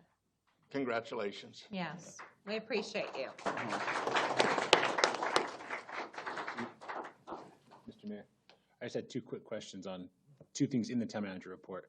Oh. Can you, and hopefully I can ask this. Can you just give us a brief update on dates and where we're at on the active solicitations under community development, Main Street mixed-use development, and Taylor Pool rehab? Yes, actually, we are in the process right now of reviewing. We got one bid for our Main Street project. It's It's really a good bid. It's from developers that don't mess around. They have money in the bank, so it's good. Myself, Sheila, Kyle, Donnie, Elias are going through that right now. 3 of us are looking at financials. The other guys are looking at the building aspect of it. We got a total of 5 for the swimming pool. So a pretty good turnout. Steve is on that review committee. So, and he's gone for a week, so that review won't start. I'm not on that. Kyle Spear is spearheading that, so I'm not sure who all he got on that. But we got a decent response. When can we expect to kind of see those and go over them, and when can the public expect? Well, I would bet that, I think we have a timeline. Kyle gave us a timeline for 2 to 3 weeks, depending on, there's lots of reading, you know, that they come in, they're pretty thick. And then I would imagine, this is July, I would imagine 1st to middle of August for the pool. And then you guys, what we'll do is we'll bring them to you and make a recommendation and explain to you why we recommend it. With the pool, there'll probably be interviews of the contractors and everything. So you'll get a pretty detailed reason why they're the best to go with. So, do we get to see all the submittals, the submissions, all 5 of them, or just the one that's recommended? Normally, we've done it a couple of ways. Mayor, at this point, I would just caution that this item is for a brief presentation of current events by the manager, and to the extent that those are on his report, then that's acceptable. But you don't want to get into a discussion or a larger debate at this point. They will be coming forward to you, and at that point, when they're properly agendized, you can ask those questions. Okay, I'm good with that. Thank you.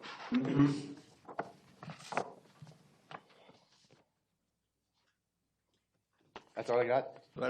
So just to clarify something too, discount, and maybe Donnie, you can help with this. Discount Tire is coming, and we're not holding it up, right? Discount Tire has pulled all of their permits. They're ready to go. They are basically, how do they describe this? Value engineering, which basically means they're waiting for financing. Got it. Same exact for the hotel. Okay. They've pulled all their permits and they're ready to go. Value engineering.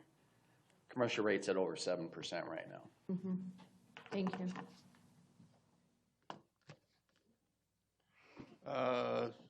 Ceremonial announcements. Emily? Gosh, I feel like we should just do story time or something. Any good books? I can do the Bear Snores On by memory. Yes. Okay. Yeah. Do you want me to use my thumb drive, or do you have it on? It is on there. It is on here.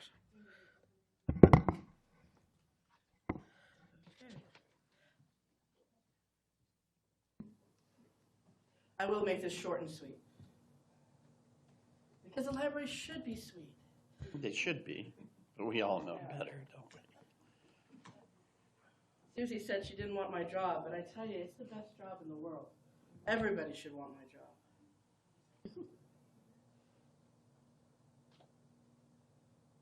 Okay. Well, I just couldn't read like you do. I couldn't be responsible for it. Well, like I said, I can't actually read 70,000 books, but I do try, but I'm not that good. Okay, so the 2025, 2026 update. We just ended the fiscal year, so I've got some statistics. 74,650 visitors came into the library this last fiscal year, and that's just according to our front door count. So if you're one of those groups that uses that side door, we don't get to count you. We're always telling people, come to the front door, come to the front door. We want to get you counted. But so that's actually a conservative number. More people than that will have come into the library. We answered 10,870 reference questions. So that's the number of people who came up to library staff and asked us a question that wasn't just run-of-the-mill, you know, so like circulation processes don't count. This is the number of people who actually came up and asked us a question. We had 70,762 physical item circulations. That's talking about the physical items we have in our library, not our ebook collection. And we opened 851 new library cards this year. Wow. So that's a big number for a town our size. Okay, library programs. We got some fun pictures of the kids having fun. The goal of library programs is to educate, enrich, and inspire. We ran 556 library-sponsored events. And that does not include those events in the library that are run by other outside groups. So if you're search and rescue, or if you're Parks and Rec, or if you're the fire department, and you're using our space for your own purposes, that's not counted in this number. This is just library events, 556 of them. Given that we were only open 301 days last year, that's a lot of programs. Total attendance was 8,771. I want to give a shout out to our wonderful volunteers. You've got Eloise Jones at the top. She is our most senior volunteer, more than 3 decades volunteering for the library. And then Bella, who was, yes, our teen intern this year, but she was also our teen volunteer. She's our youngest volunteer. And even though the program's up on Friday, she said, but I'm still coming on Monday. Yes, you can still, she'll be right back to volunteering. You know, she's just the sweetest thing. We had 23 circulation and technical service volunteers. They contributed 3,195 hours to the library. We literally would not be able to keep the books on our shelves if it wasn't for our wonderful volunteers. And that number would double if we counted all the Library Friends volunteers.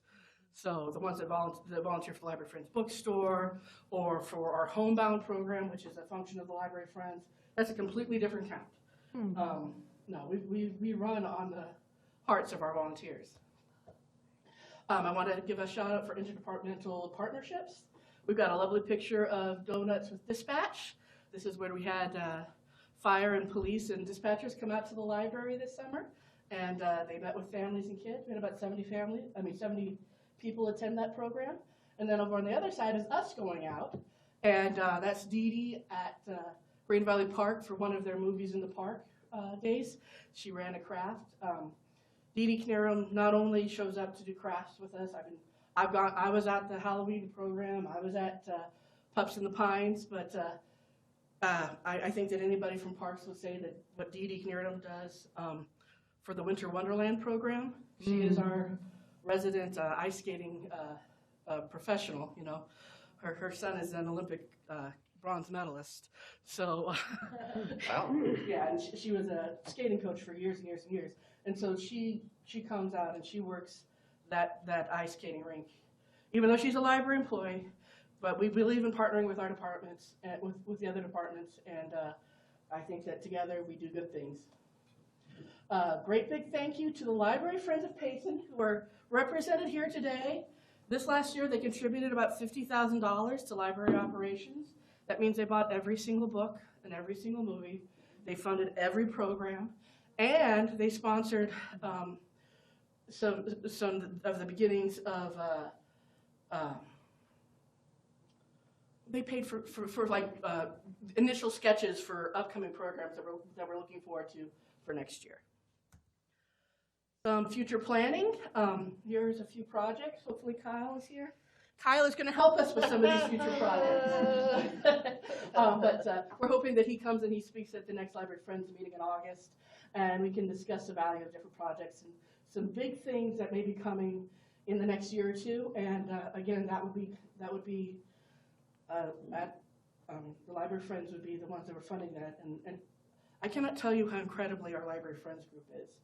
That and I can't. So their money doesn't just show up out of thin air. Their money comes from the community, right? The fact that they continue to have the funds to do these things for the library just shows our community's commitment. Because and sometimes it's a nickel at a time, sometimes it's a 50-cent book, and sometimes it's an estate bequeathment. But either way, it's showing that we've got people in our community who love this library, and they put their money where their mouth is. So that's certainly something to acknowledge. We're going to continue to update technology. We're going to continue to look for those partnerships with other departments in town, with other government agencies, with our local clubs. We had the Rock Club doing a great program for the children today. And then the most important thing, that we're going to have a happy library that reflects, embraces, is valued by, and contributes to the Room Country community. Because bad libraries just build collections. Good libraries build services, but great libraries build communities. And I think that maybe we've had evidence even today that our library is valued by our community and that we value them in return. So, thank you. That's all I got. Unless you want to break those out.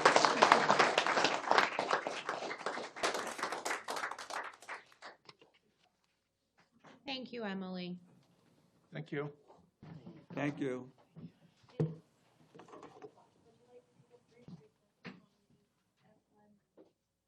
Yeah, let's 10 minutes?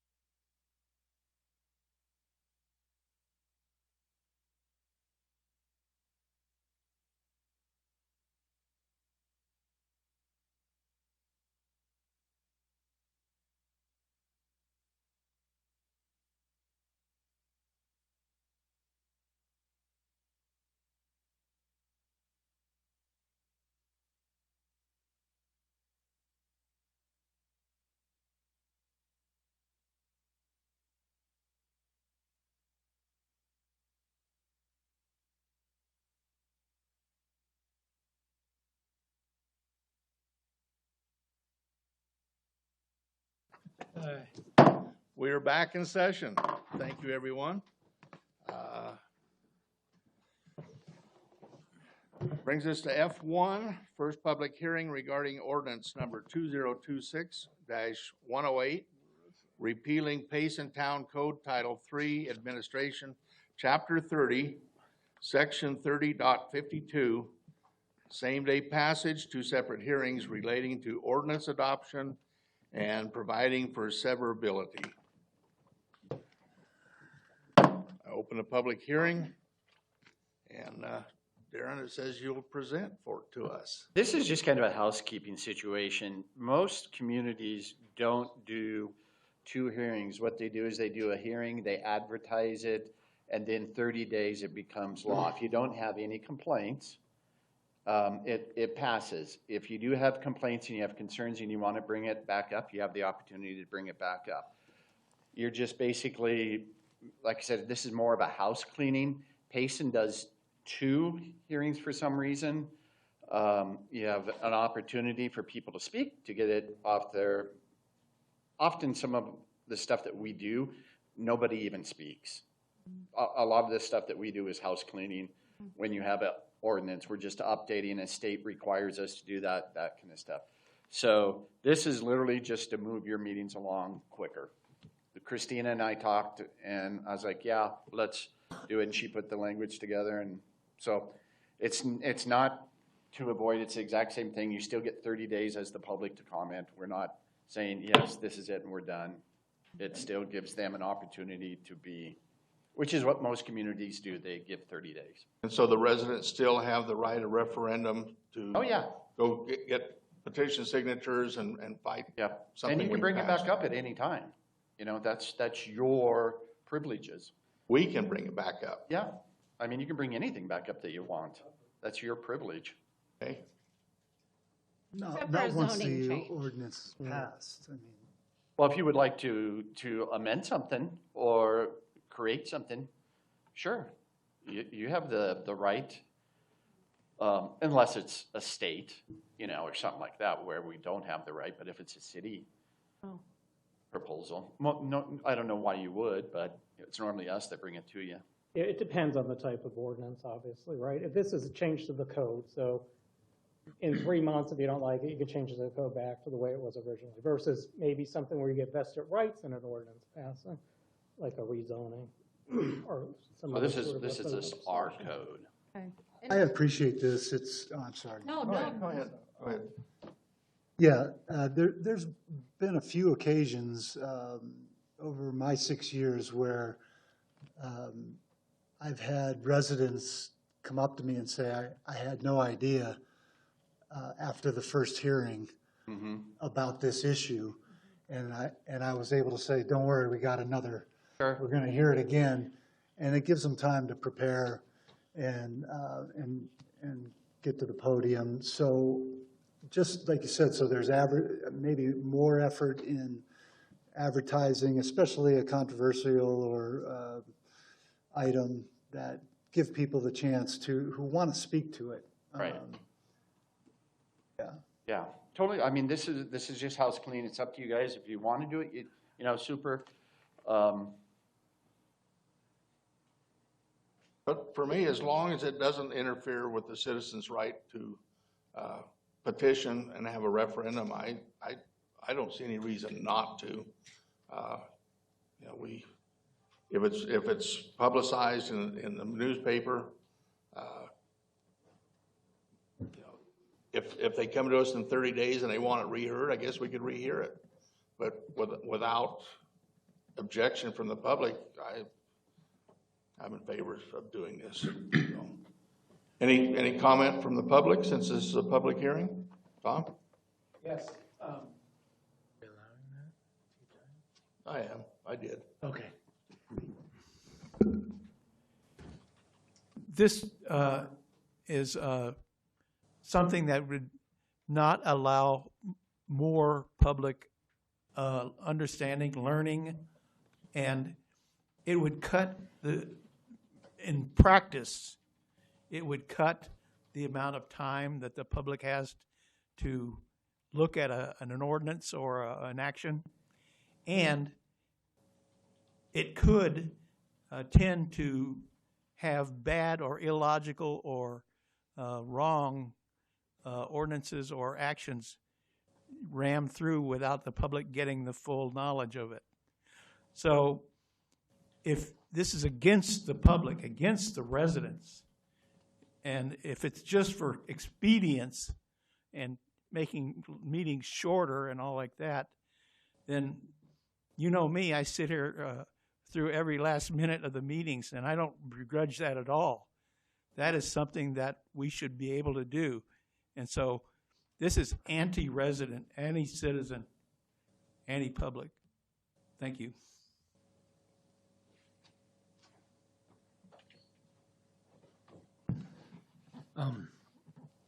So one of my questions would be is, you know, right now we're getting our agendas typically on Thursday, and then we got council meeting on Wednesday, and sometimes there's a lot of items on here, and it's a lot of information to try to take in, and so that first reading is usually very, you know, valuable to, you know, hear it also, and after you've had the chance to read it, and then I think it does create awareness and gives the public a chance to go back home and think about it. And I don't want to make rash decisions. Sorry, I don't know how to get away from that noise. But yeah, I feel like it's a good opportunity to get more constructive community input, and I'm not opposed to the way that we're doing it right now, to have a first reading and a second. Yeah, Darren, you'd said a lot of, if I understood correctly, a lot of other cities and towns only require one. Mr. Attorney, you guys represent a lot of different cities and towns. Do you have any idea what's? I don't have, you know, the two I worked for years only did it one time. I think I feel safe saying the majority of cities and towns in Arizona just have the one public hearing. But I don't know what the actual numbers look like. Google says there's a larger amount that do require two. So I don't know. Okay. That's right. I'm getting conflicting things. And although 9 times out of 10, I think I would prefer to only have one reading for sake of time and for sake of all of our personal lives. I think in the 1 out of 10 that we need to, I think it makes sense to have it there. From what I've observed, most of the time that second reading, if it's non-controversial, it comes, we don't have a presentation, there's not public comment on it, we vote, and it goes into effect immediately, correct, after that second? Yep. So I don't think we're really gaining much time. I don't know, do we have to wait 30 more days? By go into effect, the ordinance passes, but there's a 30-day Even after the second after reading. the ordinance, unless you adopt it by an emergency clause provision, then it goes into effect immediately. That, of course, requires that supermajority go to the council to declare an emergency. Right. So And that 30 days gives the public the 30 days to put together a referendum. So is there any situation where if we do have 2 readings, we could have it go into effect directly after the second reading? No. You'd have to do it. It's not legal. Okay. No, right. Well, regardless. State law would still require Okay. that 30-day waiting. That makes sense. Regardless, I appreciate what you're trying to do, Darren. Again, 9 times out of 10, I prefer only one reading, but I just think where the community is used to the 2 readings, I think there's no reason to rock the boat at this point. I think we got, as evidence tonight, we have much more controversial topics that we need to focus on and don't need to give ourselves any more. This was, like I said, supposed to be a little housekeeping thing, not I totally get what you're doing. So if we have 2 readings, and there's discussion at the first reading, can someone who wants to get a petition and get a drive going to oppose it, can they start their petition drive in 6 weeks? No, you need an actual vote. So we need the actual vote. Right, So, which would be so that second hearing. it doesn't affect how much time an opponent would have to oppose this. Right. It's Once there's the there's first reading, they can't get their petition. Correct. At the second reading, when we vote for it, then they can get a petition number and start. So That's it's right. 30 days either way. Yep. Okay. Scott? Appreciate the comments over there. I'm wondering about some language, to Dallin's point, 9 times out of 10, we would prefer the one hearing, but some language that gives discretion and an exemption to the staff to say, hey, we know this one's a lot to take in. We're gonna have this one for 2 hearings, so leave that in. Leave that option in, I guess. Do we have 2 hearings for liquor licenses? Yes. Yes. We used to. No, we only do now. They're not Don't ordinance. now, but we used to, right? They're not, well, I don't know what you do. So we're going to defer to her, but I was going to say they're not ordinances either. So there's a distinction But or application. like zoning are changes. We're gonna have a big one come up. And I think that may need a whole agenda to itself. And so I feel that, you know, I mean, we have a couple of, we've had a couple in the past that I was able to gain. Is that better? That echo is so bad. But I was able to gain a lot more information from the between the first and the second reading. So I agree with Scott. I feel like why is that so terrible? That may not be you. No, everybody's back. Yeah, it's terrible up here. And so, anyway, but I feel that, you know, I'm not comfortable with going everything to one reading because it feels like we're just kind of rubber stamping every single thing. And there are some critical things that I feel that the public has a right to make sure that they hear and have their input on.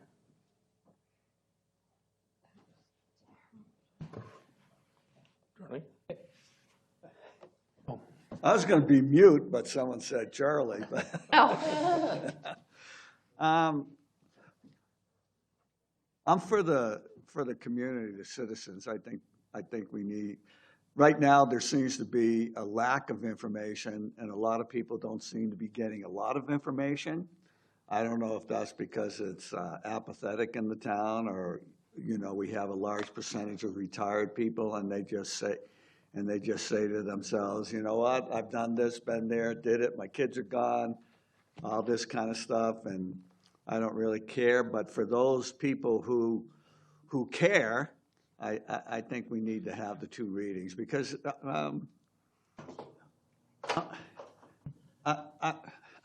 population-wise, we're a small population as far as I'm concerned, and I think we need to afford that to the community members. Let them come in and express themselves and go to the library or go to Noli's or wherever and have a conversation, then come back and chat with us. So I'm for the 2. That's kind of where I'm at, so. Dallin changed my mind because I agree. If 1 out of 10 needs two readings or 2 hearings, I want to err on the side of doing that. So, do we need to put a motion in, or is this just one reading? It would die without a motion, actually. Oh, nothing? It just dies without a motion? It's the first hearing. First hearing. It's the first hearing. 30 days. This is where it gets clunky. Yeah. I need to. I would, and then at that point you So I can need move to to close the deny. public hearing. You can move to Yeah, deny. there you go. One other question. I mean, my understanding, I know sometimes these things that don't need a lot of discussion end up on the consent agenda, and I thought that's kind of what you know. Yeah. It's how it acted as a tool for us to help move things along, and so you know, It's if just- there's it's more just things that more can for go in there. staff to keep track of. Yeah. You know. So, but yep, it's not that big a deal. All right, So thank you. It dies for lack of a motion? Well, there is no action, actually. Okay. You'll have it in August, and then at that point, if Okay. you're inclined to deny it, you can deny it. maybe the community will tell us between now and then that we should do it. We'll see. Yeah, we Yeah. just bring it back, don't we? I would just take it There's off. an ordinance, has that too. Yeah, we can just, we just don't, just won't bring it we just won't see it again, Okay. because we'll leave it the way it is. So I close So, the yeah, public yeah. hearing.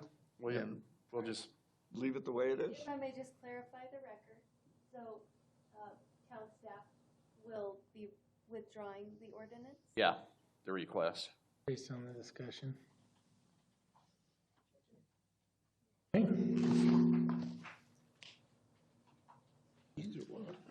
These, Just, and council, if you can make sure that your devices are far from the microphones, we don't know if it's a device for some reason that is causing some of the. So were you getting it too? Oh, yeah. Yeah. That was terrible. I close the public hearing. okay, thank you. That was an echo. Yeah. Okay. Oh, it's getting worse. So, That's an echoes on. We all got our phones away and everything and. Oh. Yeah. It's weird because we always have one. Huh? It's weird that the iPads are doing it because we always Yeah, have it's one. never done that before. okay, that brings us to H, since there's no unfinished business. H1, council decision request by Kyle Christiansen to award the professional service agreement for banking services to National Bank of Arizona, a division of Zions Bank Corp of North America. And there he is, Kyle, welcome. Good evening, Mayor. It's a pleasure to be with you and the council. As you explained there, it's bringing to you a motion for our new contract for banking services. Just a little background, staff put out an RFP seeking a new financial institution to handle our banking services. Some of the requirements, as you can see in the background information, we wanted a full-service branch that was local to Payson, needed to be an Arizona Public Depository, associated with the Federal Reserve System, FDIC insured, institution that had sufficient financial strength and comply with all applicable laws and regulations. We put the RFP out following our procurement requirements, and we received 3 bids, if you will, from 3 financial institutions, and those institutions were National Bank of Arizona, Washington Federal Bank, and Western Alliance.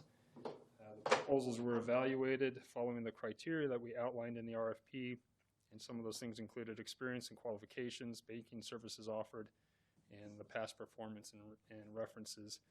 And at this time, staff recommends to you the professional services agreement be awarded to National Bank of Arizona. Field as best financial questions as they can. And this completely replaces Chase, or this for a separate account? This would completely replace Chase at this time. This would be a whole new agreement going forward. Okay.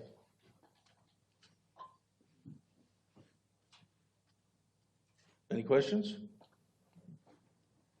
Do my best, but most of them I'm going to point at Darren. The questions, I just placed the RFP and I'll say yes. Financially, I don't even know what to ask. So, No, I was actually in the bank and there was a major, just frustration from the town with the bank and, anyway, so I was like, oh, that's interesting because it's coming this week. Did we get a free toaster? Do we get a free toaster when we move our account over there? We better get more than that. No, there were 3 of them, and they all did a great job, actually. Yeah. So and it would be nice to work with local people. The catalyst actually was Chase charged me $10 to cash a town check. Well, Oh, yeah, you didn't have an account with them, huh? in my transition to mayor, Chase was just unbelievably poor to work with, so I welcome whatever your choice is. And they're big enough that's, this would be nice. These guys wanted our business. That we're all of these that applied wanted the town business, so that's good. I guess just in defense of Jason, the individuals all working there are great people and nothing, disrespectful to them, and I don't want to, slander them or their business or anything. I worked for them at one point in my life too. And in their defense, Councilmember Flaherty, their business support for our organization is not done here locally, which Okay. is what led to some of the challenges. Mhm. They've consolidated and consolidated and consolidated, so that person's not even within the state of Arizona any longer. Perfect. I appreciate that clarification because, yeah, I would, hate for the public to be like, oh, on the dais, they were talking, Oh, yeah, they're yeah. people that are great. We're just spitballing. Okay. Okay. Mayor, Council, please don't vote until the motion and second have been stated out loud. I thought it was been seconded. Okay. It's already been Okay. seconded. Mr. Mayor, I believe we have a motion. Do we have a motion? Yeah, and you had a second. And Susie, what is your motion? Oh, we didn't verbally say it, okay. Yeah, oh, you're gonna make us do that, yes. I move to award the professional services agreement for banking services to National Bank of Arizona, a division of Zions Bancorp of North America. I second the motion. Sorry, Megan. Gotta keep us straight. She's getting I call for really the vote. on us. It's tough.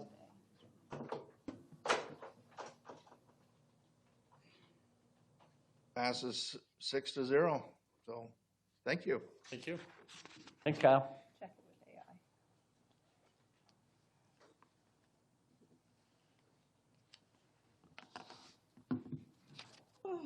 Okay. H2, discussion. Possible action regarding town parcels 304-02-015W and 304-02-015X property, and proposal from Wild Horse Hospitality LLC for luxury RV and cabin resorts. The town council may vote to discuss this matter in executive session for legal advice, direction to the town manager and town attorney concerning negotiations related to the property and consideration of the sale or lease of the property and related requirements. Is there a motion to, I'll move that we move into executive session. and a second? I'll second. We have discussion? Do it. The motion. Huh?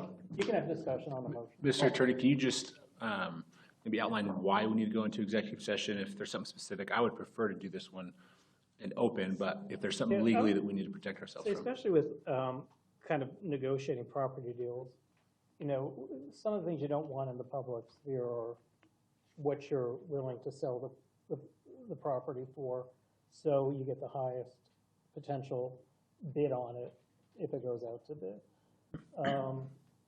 Those are kind of the main reasons. There may be some legal issues and options we can talk about in terms of how you would format a deal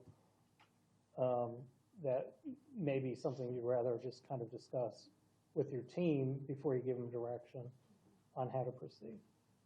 So just to be clear, we are specifically negotiating a offer or proposal? Because I thought we were just talking about the idea in general, because there'd be several steps that would have to happen between now Yeah, I and then, think, correct? I think today would probably be is there any interest in even pursuing it? So it could be a short executive session. There are some terms that he has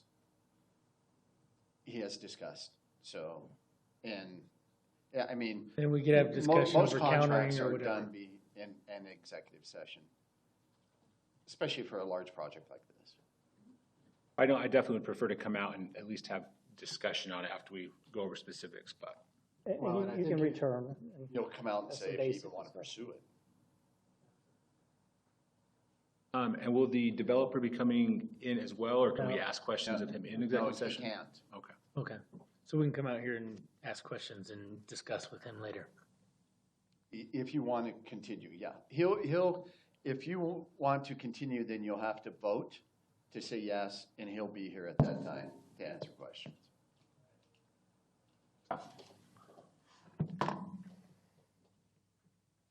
Got a motion in a second, right? Scott Nostick made a motion, Susie Tubbs made a second to recess to executive session. Right.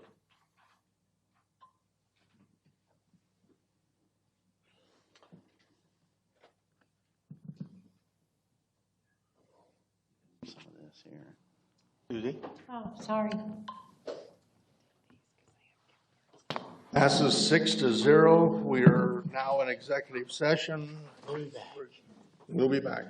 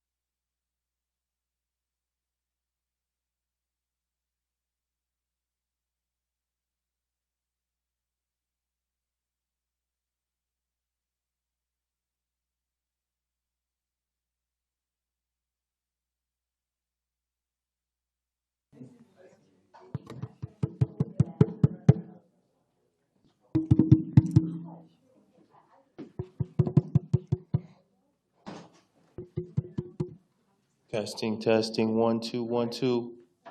Testing, testing. Testing, 1, 2, 1, 2. Testing, testing, 1, 2. Testing, testing, 1, 2, 1, 2, 3. Testing, testing, 1, 2, 1, 2. So 2 mics back came in a little hot in there. Oh, yeah?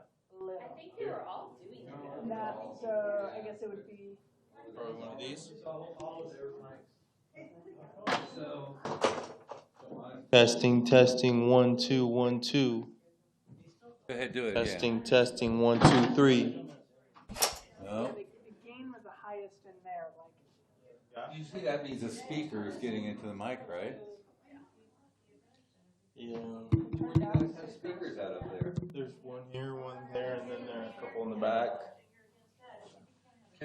Can the speaker be turned down instead of the mic? Yeah, we turn the speakers down, but Oh, wow. no luck. Testing, testing, 1, 2, 1, 2.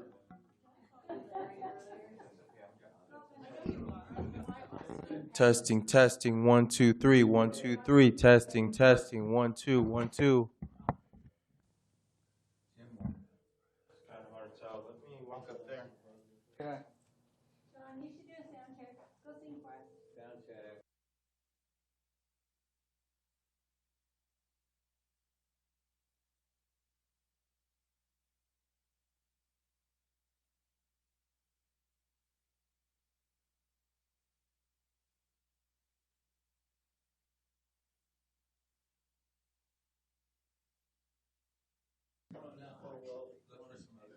Test, test, 1, 2, 1, 2. Are you unmuted? Testing, 1, 2, 3. Testing, testing, 1, 2, 1, 2. Testing, testing, 1, 2, 1, 2. Testing, testing, 1, 2, 3, 1, 2, 3. Testing, testing, 1, 2, 1, 2.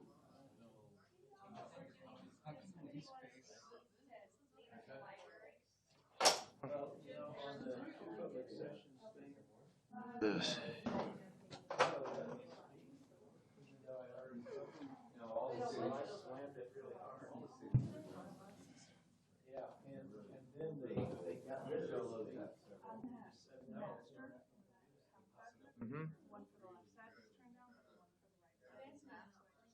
Oh, the public ones?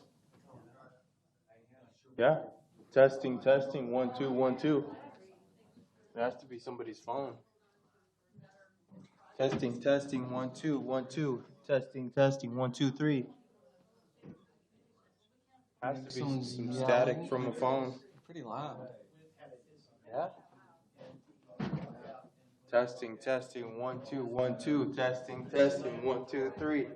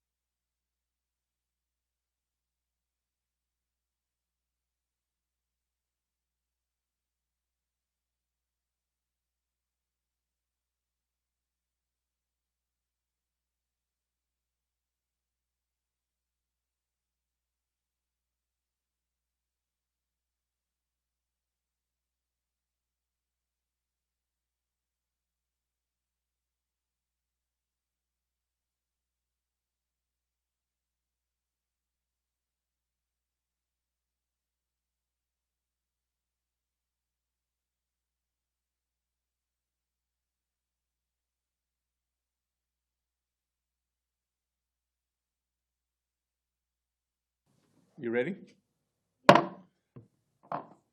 We re-adjourn, or reconvened. Okay.